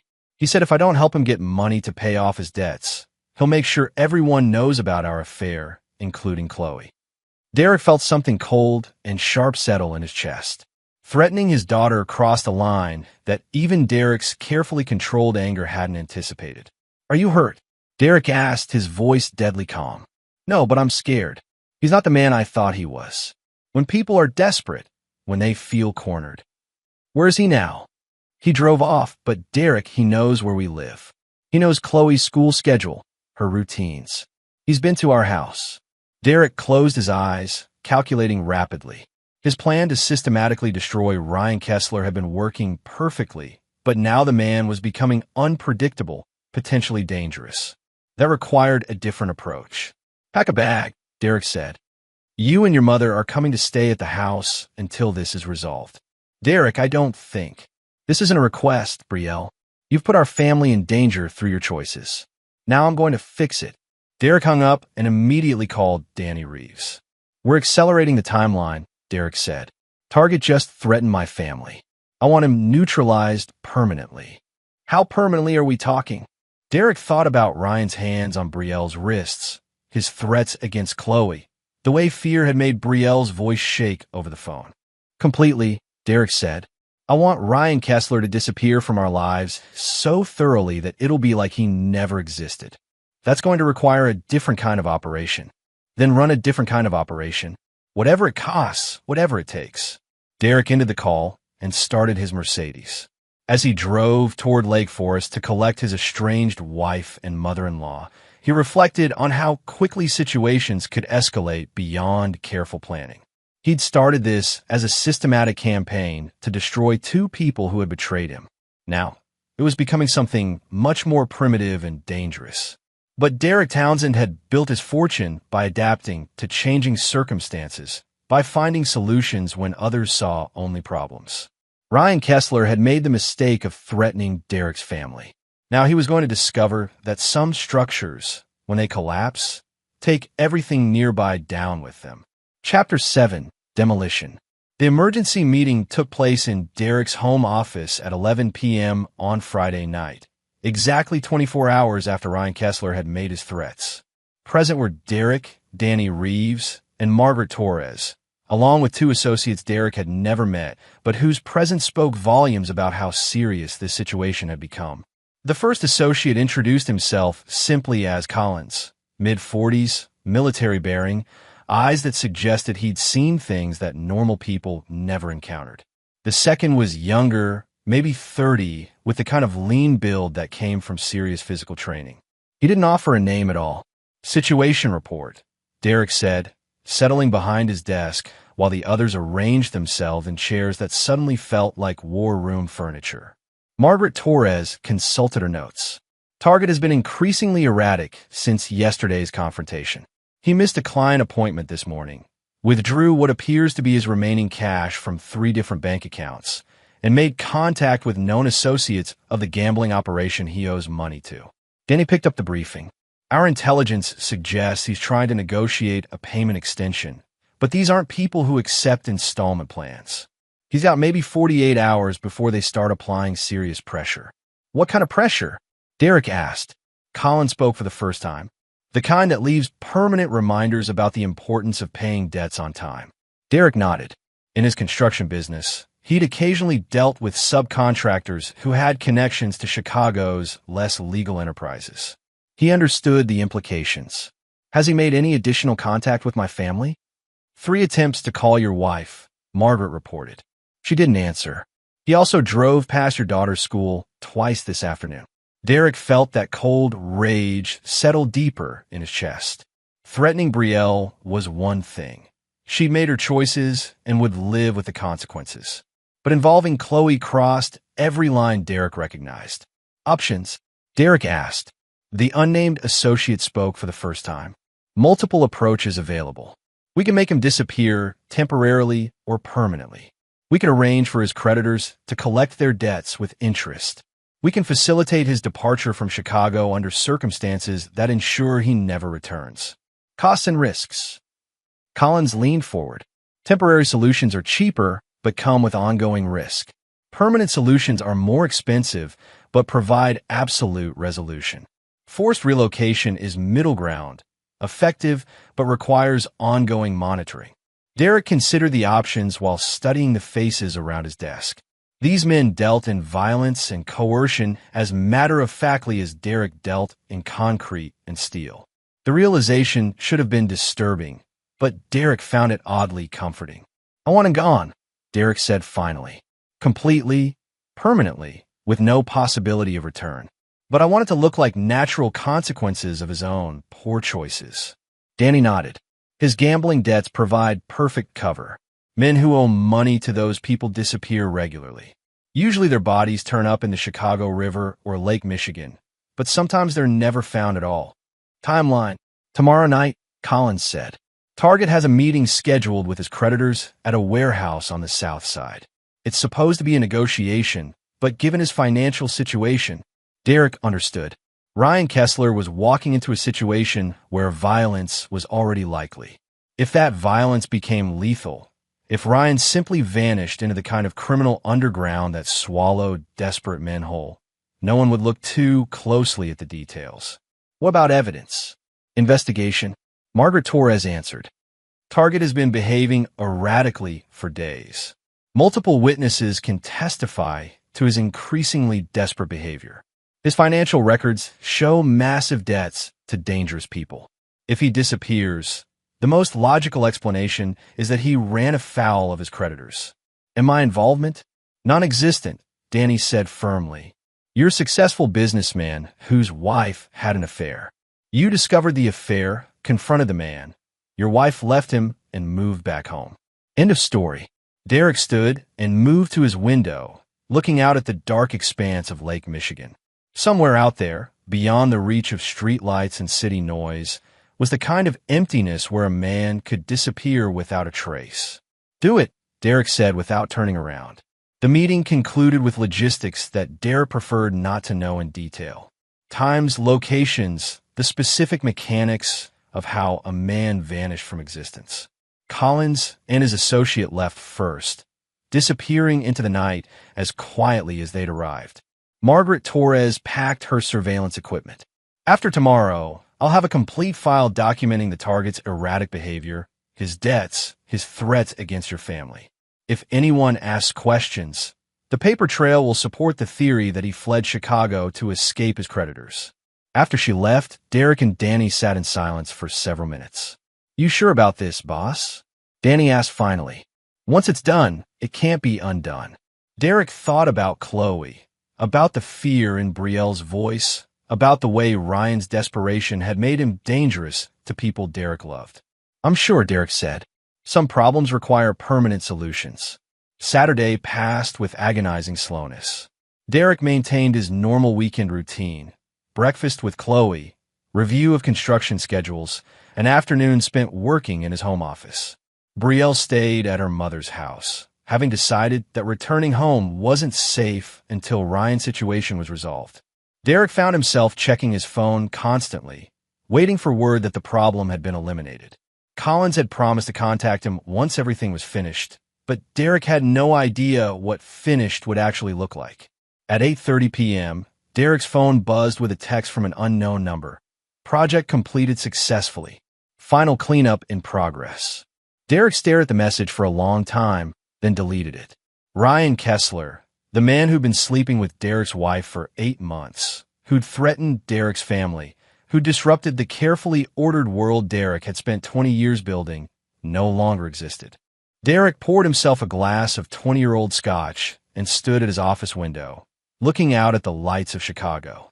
The city sprawled in all directions, millions of people living their lives, pursuing their dreams, making their choices. Most of them would never understand that some choices carried consequences that couldn't be appealed or negotiated. That some men, when pushed too far, possessed the resources and determination to solve problems permanently. His phone rang. Brielle. Derek, I've been trying to reach Ryan all day. He was supposed to call me to let me know he was okay after yesterday. Have you considered that he might not want to talk to you, given how erratically he's been behaving? Something's wrong, Brielle said, her voice tight with worry. He was desperate yesterday, but he wouldn't just disappear without saying anything. Derek sipped his scotch, tasting victory and finality. Desperate men do desperate things, Brielle. Maybe he decided that leaving Chicago was his best option. He wouldn't leave without telling me. Whatever else happened between us, he cared about me. Did he? Or did he care about the money you represented, the lifestyle you provided access to? The question hung in the air between them. Derek could hear Brielle breathing, processing the implications. Derek, if something has happened to Ryan, what could have happened to him? I'm a construction contractor, not a criminal. If Ryan Kessler has disappeared, it's because of his own choices, his own debts, his own desperate behavior. After hanging up, Derek finished his scotch and prepared for bed. Tomorrow, he would begin the process of rebuilding his life on a foundation that was finally solid, finally free from the cracks that had threatened everything he'd worked to create. Ryan Kessler was gone, permanently, and Derek Townsend had engineered the most successful demolition project of his career. Chapter 8. Reconstruction. 3 weeks after Ryan Kessler's disappearance, Chicago's autumn had settled into the kind of crisp perfection that made the city feel like a postcard. Derek stood in his office reviewing the final plans for the Riverside Development Project, but his attention kept drifting to the police report that Margaret Torres had obtained through her contacts in the Chicago PD. The official investigation into Ryan Kessler's disappearance had concluded exactly as Derek had planned. Missing person, presumed fled due to gambling debts and creditor pressure. The detective assigned to the case had noted Ryan's increasingly erratic behavior, his substantial debts to persons unknown, and his last known location near a South Side warehouse district where bodies turned up with uncomfortable regularity. No evidence of foul play. No suspects. No reason to look beyond the obvious explanation that a desperate man had run afoul of dangerous people and paid the ultimate price. Derek's intercom buzzed. "Mr. Townsend? Your wife is here." Derek looked up, surprised. He'd spoken to Brielle several times since Ryan's disappearance, but she hadn't visited his office. Her presence here suggested something important, possibly final. "Send her in." Brielle entered wearing a simple black dress that made her look elegant and somehow diminished at the same time. The past 3 weeks had changed her. The confident, radiant woman who'd graced magazine covers had been replaced by someone who seemed to carry the weight of consequences she was only beginning to understand. "Derek, thank you for seeing me." "Of course. Please sit." Brielle settled into the chair across from his desk, the same chair where she'd made her desperate confessions 3 weeks earlier. But her demeanor now was different, subdued, perhaps even resigned. "I know what you did," she said quietly. Derek's expression didn't change. "I'm not sure what you mean. Ryan didn't just disappear, Derek. You made him disappear." Derek leaned back in his chair, studying his wife's face. "That's a serious accusation. Do you have any evidence to support it?" "The timing. Your connections. The way you've handled this entire situation with such precision." Brielle, a man with gambling debts to dangerous people, vanished after behaving increasingly erratically for weeks. The police have investigated and reached their conclusions. "What exactly are you suggesting I could have done?" Brielle was quiet for a long moment, her hands folded in her lap. When she spoke again, her voice was barely above a whisper. "I think you had him killed." The words hung in the air between them, like smoke from a building fire. Derek felt no surprise, no fear, only a curious sense of completion. His wife understood, finally, exactly who she'd betrayed and what that betrayal had cost. "That's a remarkable theory," Derek said calmly. "But even if it were true, what would you do about it? Go to the police with your suspicions? Explain how you know Ryan Kessler was more than just your personal trainer." Brielle's face crumpled. "Derek, I loved him." "No," Derek replied firmly. "You loved the excitement, the danger, the feeling of doing something forbidden. You loved the way he made you feel about yourself. But you didn't love him enough to leave me for him, did you? You wanted to keep both lives, the stability I provided and the thrill he represented. That's not true, isn't it? In 8 months of affair, did you ever once ask me for a divorce? Did you ever suggest we separate, or that you needed space to figure out your feelings? Or did you simply enjoy having 2 men competing for your attention while you decided which life you preferred?" Each question hit Brielle like a physical blow. Derek continued relentlessly. "You made your choice when you decided to lie to me for 8 months. When you spent my money on hotel rooms and gifts for another man. When you came home to my bed after spending afternoons in his. I made a mistake. You made a series of calculated choices," Derek interrupted. "And now you're living with the consequences." Brielle looked up at him, tears streaming down her face. "What happens now? Do I disappear too?" Derek was genuinely surprised by the question. "You're the mother of my daughter, Brielle. Whatever else has happened between us, that matters." "Then what?" Derek opened his desk drawer and removed a manila folder, thick with legal documents. "Divorce papers. Very generous terms, considering the circumstances. You keep the house in Lake Forest, a substantial monthly allowance, and access to Chloe according to a custody agreement that favors your involvement in her life." Brielle stared at the folder without touching it. "And in exchange, you sign the papers, you never speak about Ryan Kessler to anyone, and you rebuild your life somewhere that isn't Chicago. You're exiling me. I'm giving you a choice. Accept these terms and start over with more money than most people see in a lifetime. Or refuse and face the consequences of having the details of your affair become public record in a contested divorce proceeding. Derek leaned forward. Think carefully about which option serves Chloe's best interests. Brielle picked up the folder with trembling hands. Can I have time to review these? Take all the time you need, but understand that my patience has limits. After Brielle left, Derek returned to his construction plans. The Riverside Development Project was entering its final phase, 27 luxury condominiums that would stand as monuments to vision, planning, and flawless execution. His phone buzzed with a text from Chloe. Dad, can we have dinner tonight? Just us. Derek smiled and typed back. Of course. Your choice of restaurant. His daughter had been remarkable through the entire ordeal, maintaining her grades and her activities while navigating the emotional complexity of her parents' disintegrating marriage. She'd asked questions about Ryan's disappearance, but seemed to accept Derek's explanations that desperate people sometimes made desperate choices. Chloe was smart enough to understand that her father had been protecting their family, even if she didn't know the specific details of how that protection had been accomplished. Derek's office phone rang. Danny Reeves. Collins wanted me to let you know that all loose ends have been tied up. The warehouse where Target had his final meeting burned down last night. Electrical fire, apparently. Nothing suspicious, but eliminates any potential physical evidence. Good, Derek said. And the associates who facilitated the resolution? Paid in full and departed for destinations unknown. They were never here. We never met them. The project never happened. Derek nodded. In his experience, the most successful operations were the ones that left no traces, no lingering connections, no possibility of future complications. What about Margaret Torres? She's filing her final report and closing the case. As far as she's concerned, she was hired to document an extramarital affair, which she did. Anything that happened after that is outside her scope of involvement. Derek felt a sense of completion, of a complex project finally reaching its conclusion. Every element had been planned, executed, and documented according to specifications. The desired outcome had been achieved within budget and ahead of schedule. Ryan Kessler was gone. Brielle would sign the divorce papers and rebuild her life elsewhere. Chloe would remain in Chicago with Derek, protected from the chaos that had briefly threatened their family.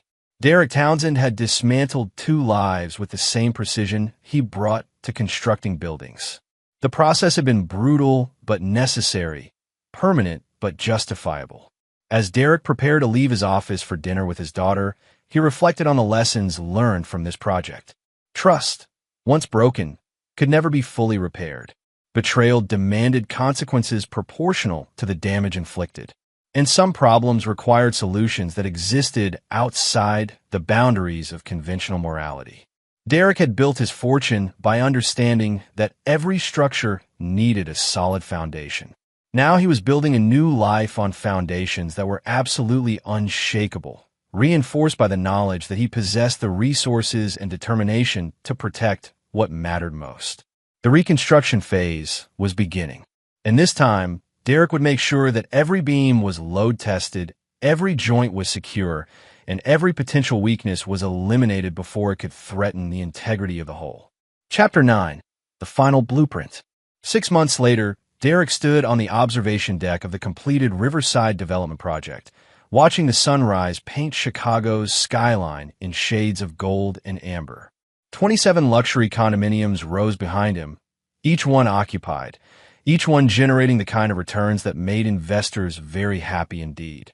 The project had been his most successful to date, launching Townsend Construction into the top tier of Chicago's development companies.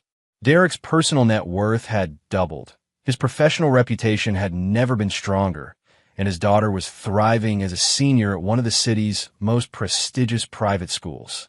In every measurable way, Derek Townsend had won. His phone buzzed with a message from Chloe. Dad, accepted early admission to Northwestern. Can't wait to tell you all about it at dinner tonight. Derek smiled as he typed back congratulations.